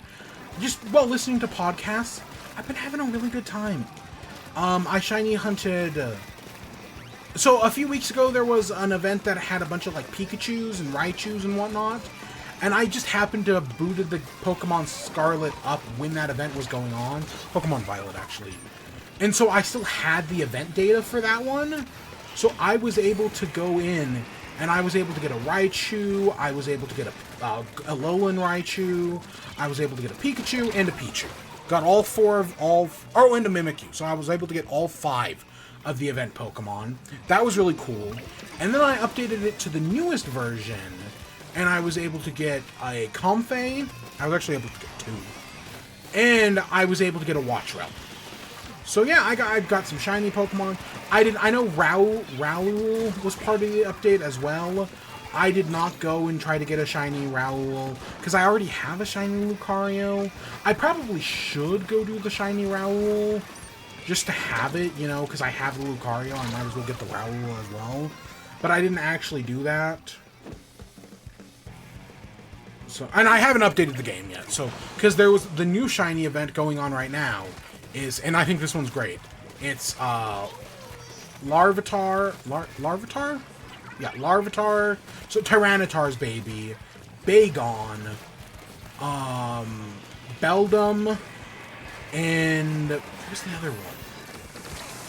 It's another one of those dragons. It's not Dratini, it's not Gibble. I don't remember who it was. Who was the other one? Oh, Goodra. It's Goodra. Goomy. That's the other one. So yeah, if you've ever needed to get if you ever wanted a shiny Goodra, and I think it might also be Hisuian Sliggoo as well, which I actually already have a Hisuian Goodra, who I like Hisuian Goodra's design. I just didn't use one in my playthrough. Instead, I used Overquill and Garchomp, who both did their own good jobs. Oh, I guess I should say Garchomp and Steelix. How I ended up with a Steelix and Hisui, I had no idea. It was just kind of one of those things where it's like, oh, it just kind of showed up, and now it's on the team.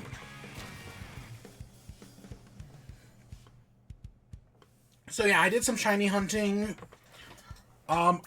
There's a game. So I did play a video game. I played a new one.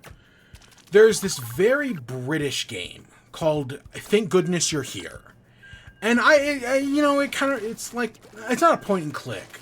Honestly, it's just kind of like you go from place to place and you interact with people, very light puzzle solving, right? It's one of those indie games where it's like, oh yeah, it's a 2 to 3 hour game. I think I beat it in 2.5 hours, but it's a really good 2.5 hours. And yeah, it's very British. Like, oh my god, if you've ever watched British television, be that your Monty Pythons, your Doctor Who's, your In-Betweeners, your... Oh, what's the one about the neighbors? Not Peaky Blinders. Maybe it might be Peaky Blinders. No, Peaky Blinders I think is a different one. Luther. Okay, that's a very different one. But, British comedies. It's a comedy game where you're this little guy sent into this very boring British town, and there's just a lot of weird jokes, weird scenarios, and you're just kind of helping out the people of the town, right? That's where they're always like, thank goodness you're here. There's a lot of little dumb jokes, very dry British humor, because, the British would do anything to not make a fuss. And yeah, they literally, I'm pretty sure one of the characters directly says that at some point. And you're basically just going from area to area, solving puzzles. I think I only ever got, not stuck, but like it took me a minute to figure out, like, oh yeah, you're supposed to go into like this room that I didn't even, right, because at one point you get like stuck behind some trash, and I was like, oh, what am I supposed to do here? You have to like go into this like secret room, and then you become a sausage.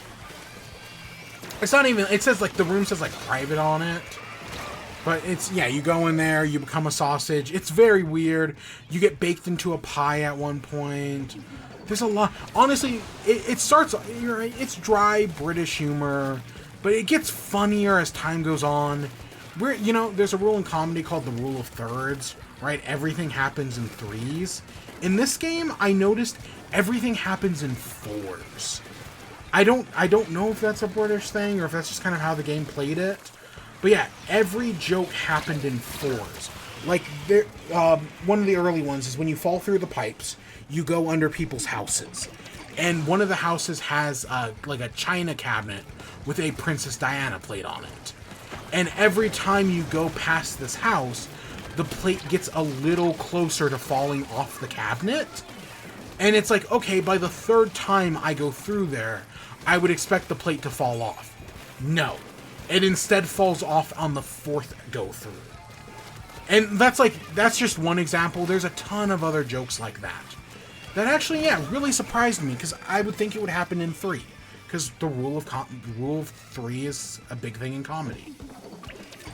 But the game did get fun, right? Once you spend like a lot of time setting up these jokes, and they start getting payoffs, oh my god, some of those payoffs are fucking hilarious. There is a moment where I'm like, oh, okay, I know what this is. And I'm not gonna just say it. The ending, man, the ending kind of goes off the wall, and both in a very British way, right? If you know that they're British, which I feel like not everyone does, weirdly enough. Still have never seen that show, the actual I've only seen the internet version, not the actual TV show. If you've played the game, you know exactly what I'm talking about, probably. But yeah, no, the ending is great. There's some good running jokes. And yeah, it just has a lot of good payoffs. I was really happy. The only payoff that I wanted is right, and the game starts off with like a bunch of like commercials in this town where it's like, oh, hey, come down to Big Ron's Big Pies. Hey, come on down to, it's like, so there's Big Ron's Big Pies, and then there's like Little Steve's Little Pies, And there's a running joke that instead of like being like, oh, well, I'm a Tory, well, I'm a conservative, I'm a liberal, right? Instead of having like political parties, the people are divided by whether they prefer big pies or little pies. And that's like a funny joke, but I wish we had spent more time with the little pie guy. Because you mostly, right, you help out the big pie guy in a really weird but also kind of funny bit. But you never help out the, like, you see the little pie guy once. And I would have liked some sort of payoff there. Oh, wow, they're in X-Ray. But yeah, other than that, I think it's a good game. It's weird, it's British. But if you're, like, down for that, oh, are you going to have a good time? I had a great time. It's weird, but man, did I have a good time with it. It's the game. I knew, right, the second I saw that when this game was released on Switch, I knew just by looking at it, I was like, I'm going to love this game. And yeah, I did. I had a great time with it. This is like a perfect number 9 slot on the Game of the Year list. Right? I'm not going to call anything too early now. But yeah, this is somewhere between 7 and 9. This is totally going to slip in there.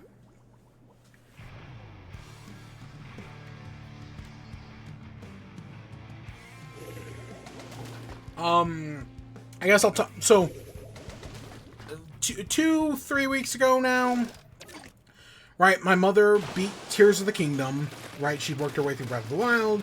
She worked her way through Tears of the Kingdom. I think it was 2 weeks ago. So, of course, it's what Zelda game is next. Well, with the new one coming out, the obvious thought is Link's Awakening. Right? It was going to be Link's Awakening or Skyward Sword. And I was like, you know what? Fuck it. Let's do Link's Awakening. She can probably beat that one faster. So I started her up on Link's Awakening. I gave it to her. You know, it's very different from what she's used to, obviously, because she just went through 2 open world games. And basically every Zelda game before Breath of the Wild is very different than Breath of the Wild, structure-wise. But yeah, she's playing through Link's Awakening. She's beaten the first 3 dungeons. So she beat Bottle Grotto, she beat, whatever the first dungeon is, and then she beat Key Cavern. She just beat Key Cavern today. The next thing I'm gonna have her do is go do the Color Dungeon. Because, right, I think the perfect place to do the Color Dungeon is after Key Cavern. So I've kind of hinted at her, like, hey, you know, you've gotta use your new power to explore towns. Right, but you know, she's doing fine. She's doing fine for her. She has died a total of 76 times, which I know 76 is a lot, especially because this is a game that has a secret ending if you beat it without dying once. But no, for her 76, that's not crazy. Right, for her anyways. I think her playthrough is going better than Overly Sarcastic Productions. Because at least she noticed the arrow on the floor. Ooh. It is kind of stressful. Because, like, okay, Breath of the Wild, I know Breath of the Wild well enough. Right? I know Tears of the Kingdom pretty well. I know Tears of the Kingdom okay. I know Breath of the Wild pretty well. I know Link's Awakening like the back of my hand.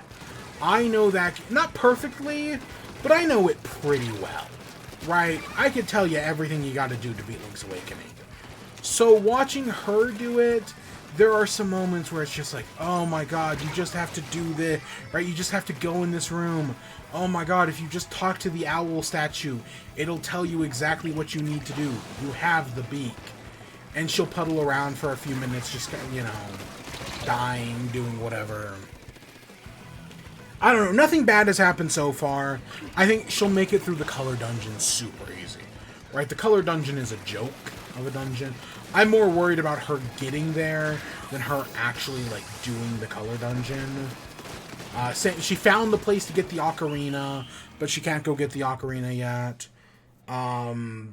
She's discovered a bunch of warp points, you know, after doing the, second dungeon, she kind of went exploring for a while, because she had gotten the dog food, but she didn't go give the dog food to the crocodile to get the bananas, So it took her a while to figure out, oh, well, you know, I gotta go back in town, talk to Malin. He'll tell me to go get some bananas off the beach. Then you get them from the crocodile. That took her a little bit to figure out. But, you know, she's explored a fair bit of the island.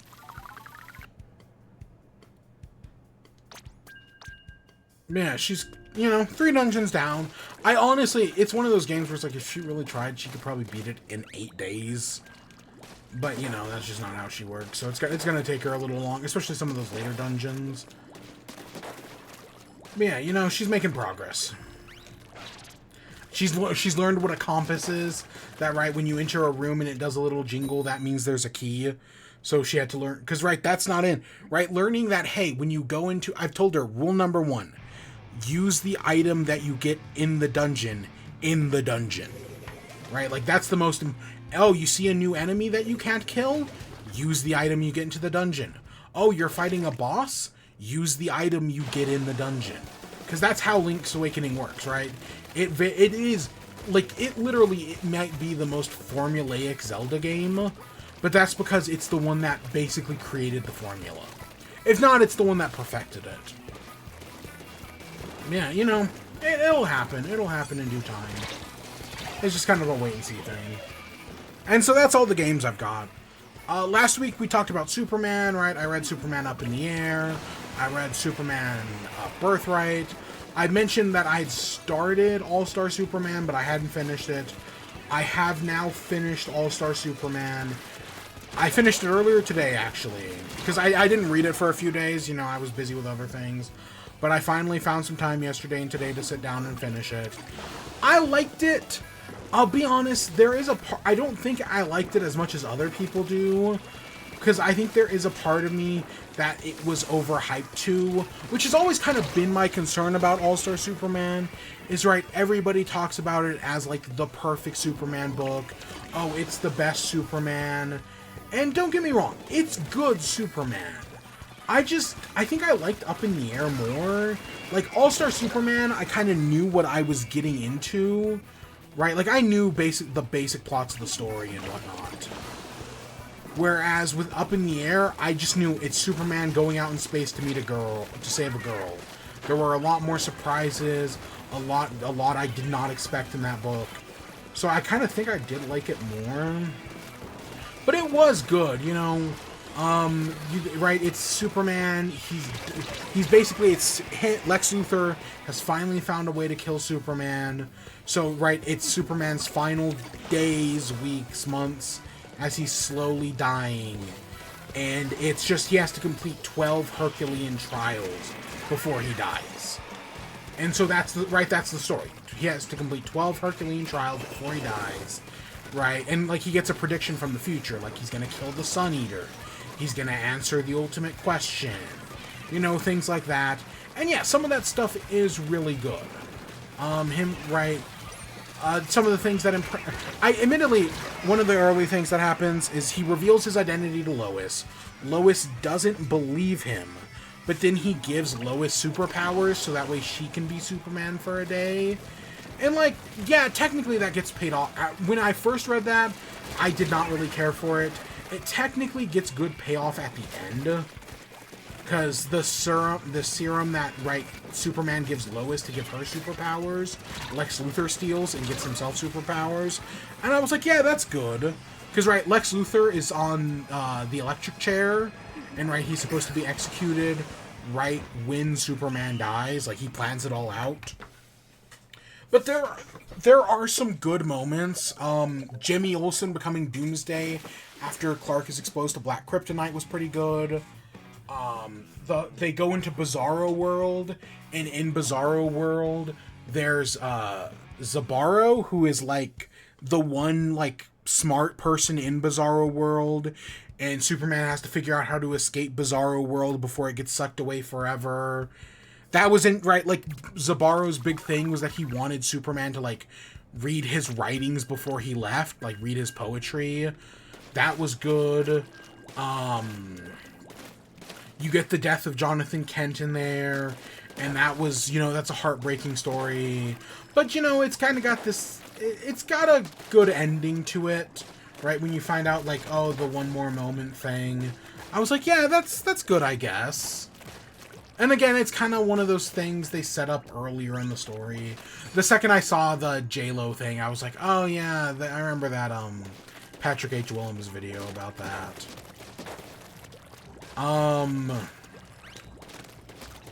The stuff with the Sun Eater, of course. Or not the Sun. There is a Sun Eater, but there's like the Sun Killer that like turns like the reds... that basically covers our sun and turns it into a red sun. Yeah, that was, you know, seeing Superman go against that. They go to the Bottle City of Kandor at one point. There's a lot of different things, you know.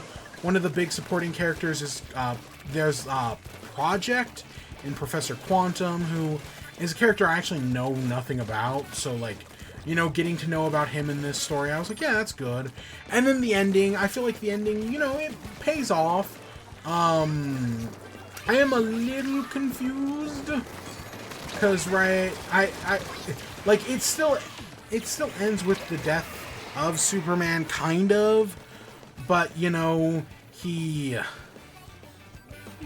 some shit happens. Also, Superman might be it's weird, at one point, he creates life. He literally creates, like, a pocket universe, and in that pocket universe, somebody creates a Superman comic book. So, is it basically implying infinite universes down? That basically, right, we as humans created Superman's universe in a comic book. And then in a comic book, Superman created our universe, in which, right, we create Superman as a comic book. I don't know, it's a very Grant Morrison thing to do, right? That's something they would do. So yeah, that was a whole thing. But yeah, I think, overall, I think it's a good book. It's a good Superman story. Right, but is it... like I said, I think I liked Up in the Air more. I liked Four Seasons more.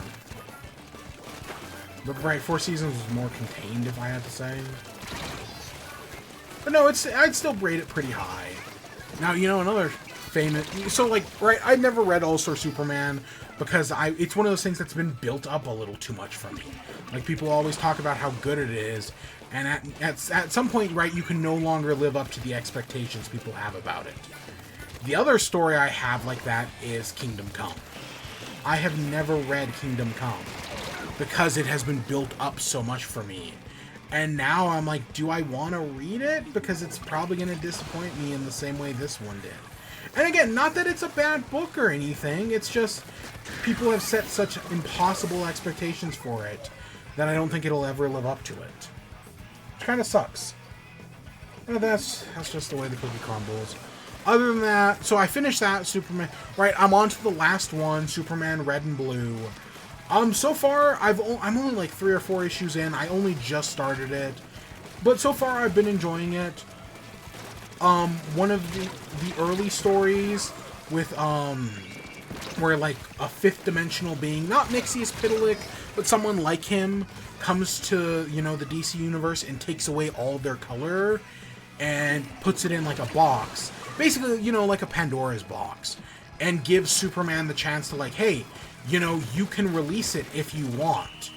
And he talks to Batman and he's like, should I release it? Because the entire book, this part, is in black and white. And, right, he's like, should I release it? Because it's clearly something we had. But now that it's taken away and we can no longer remember it, is this a thing we should have back? And they kind of debate it. He talks about it with Lois Lane. And she's like, you know what? Why don't you bring back color? But start slow, right? Just start with 1 or 2. So he releases Red and Blue. And, right, they talk about, like, oh, right, red is the feeling of love, but it's also the feeling of anger. Right? Sadness is the feeling of... Or, right, blue is the feeling of sadness, but it's also... Oh, what else?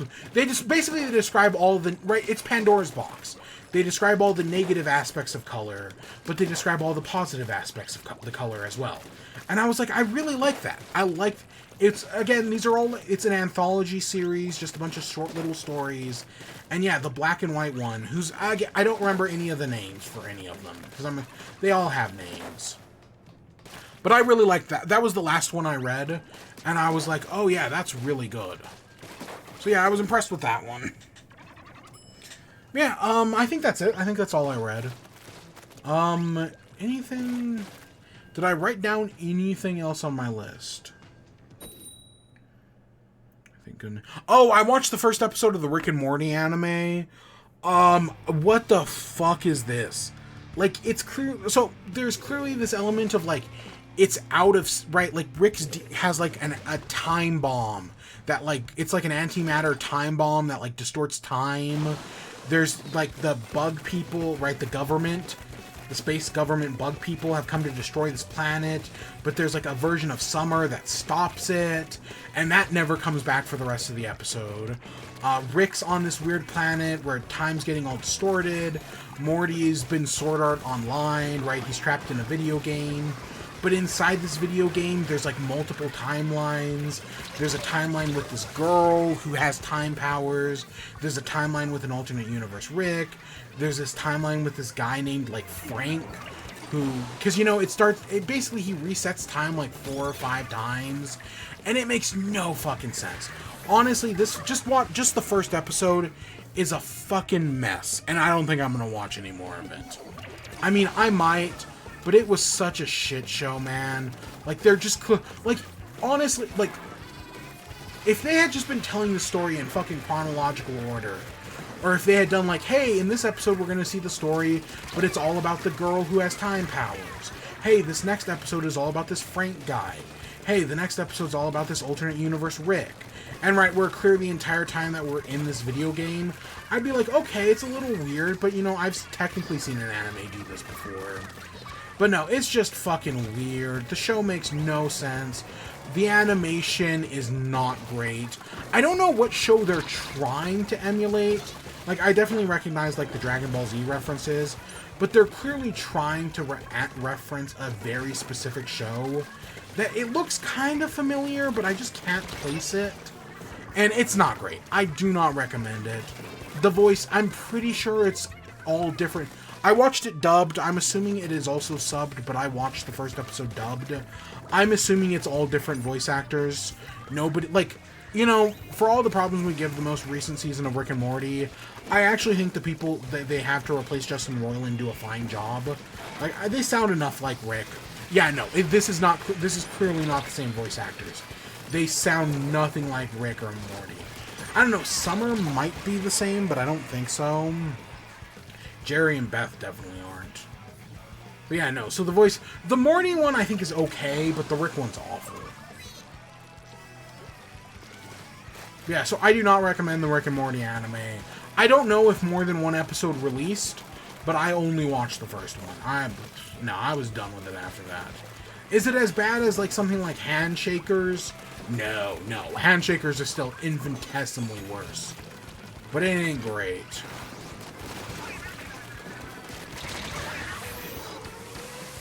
So yeah, I do not recommend.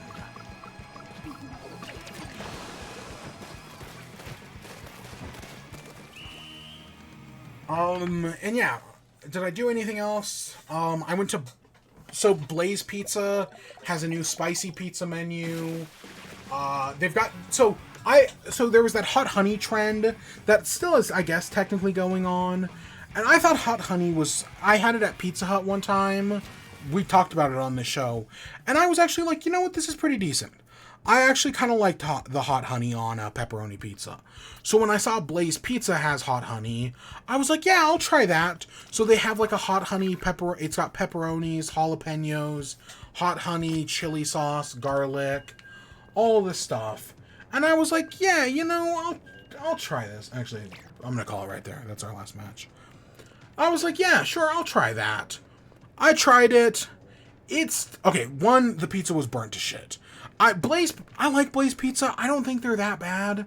I know some people think they're kind of generic. I don't mind Blaze Pizza. But I will say, every once in a while, they'll just burn the absolute shit out of it. And that sucks. I hate when that happens. But as someone... So I'll be honest, I'm not someone who can handle spice. Like, I can do more than pepper. Right? Like, I'm not that white. Right? I'm only half white. But, right, I can do more than pepper, but I can't do that much spice. And, man, I was If I had just taken off, like, either the jalapenos or the chili oil, I probably would like this more than I do.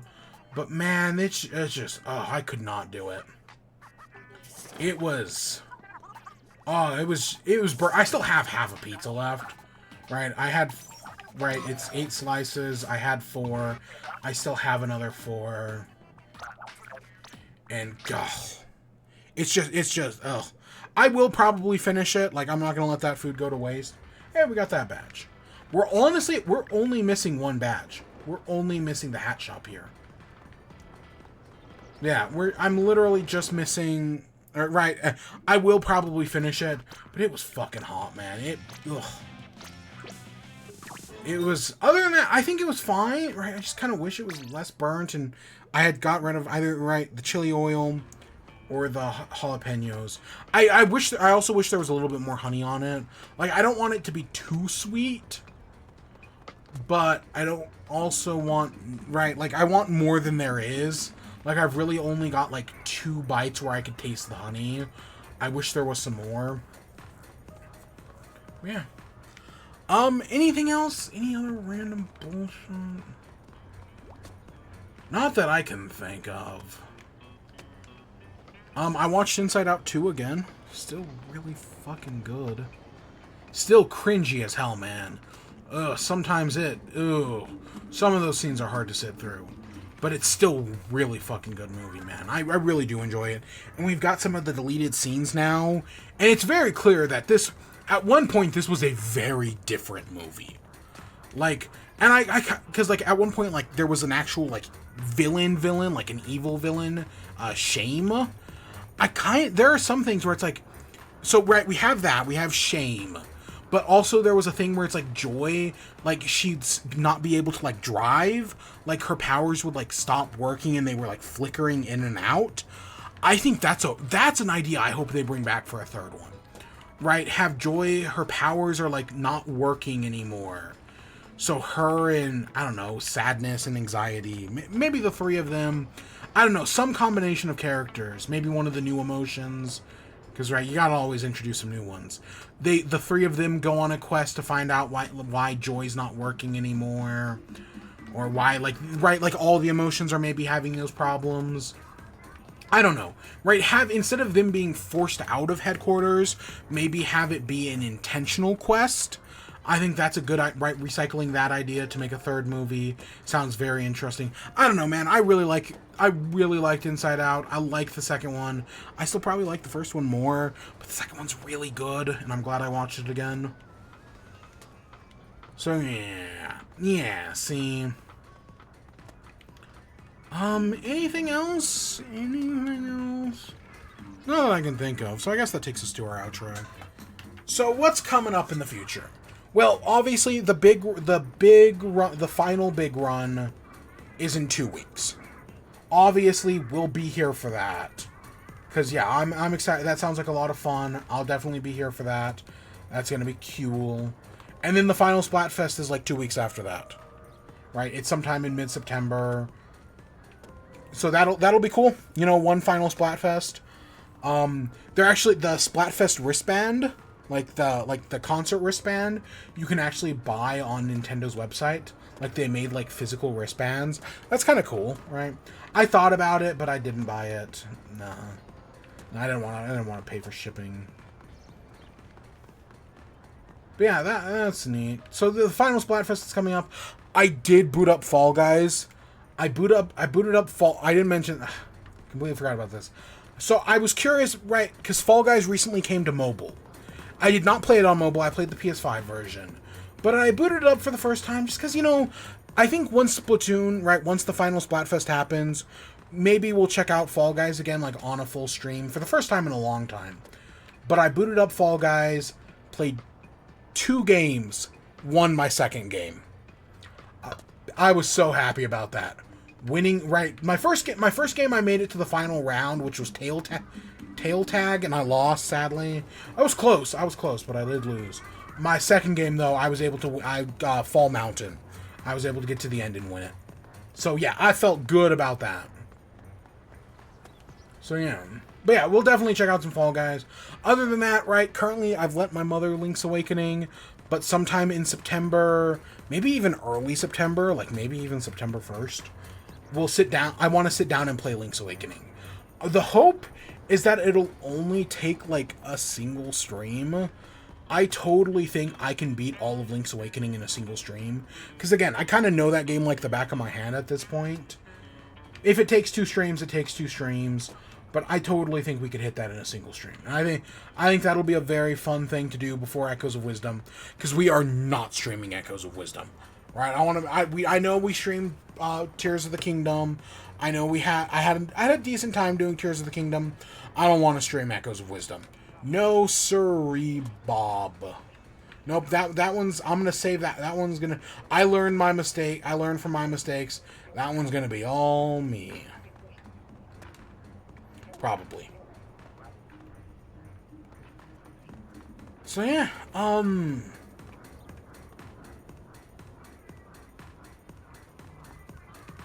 than that, I don't really have anything else planned for this. Right? Obviously, I got nothing else planned. You know, it'll happen when it happens. Whatever else happens. I'm just kind of rolling it. I'm just playing it by ear. Oh yeah, because you know the Splatfest coming up.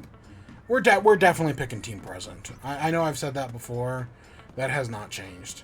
Both because I would actually probably pick Team Present if this wasn't the final Splatfest, but also the fact that it is my favorite idol group. Of course, I'm gonna pick them. Yeah, I think that's it. I think that's all we've got. We'll be back next week with more Splatoon, more whatnot. I don't know, I consider doing Pokemon stuff, right? Doing some shiny hunting, but probably not. We could, though. We could. Go get some shiny Beldums. But yeah, I think that's where we're going to end off today. So with that, I hope you all enjoyed. Stay tuned for more. Till next time. Peace.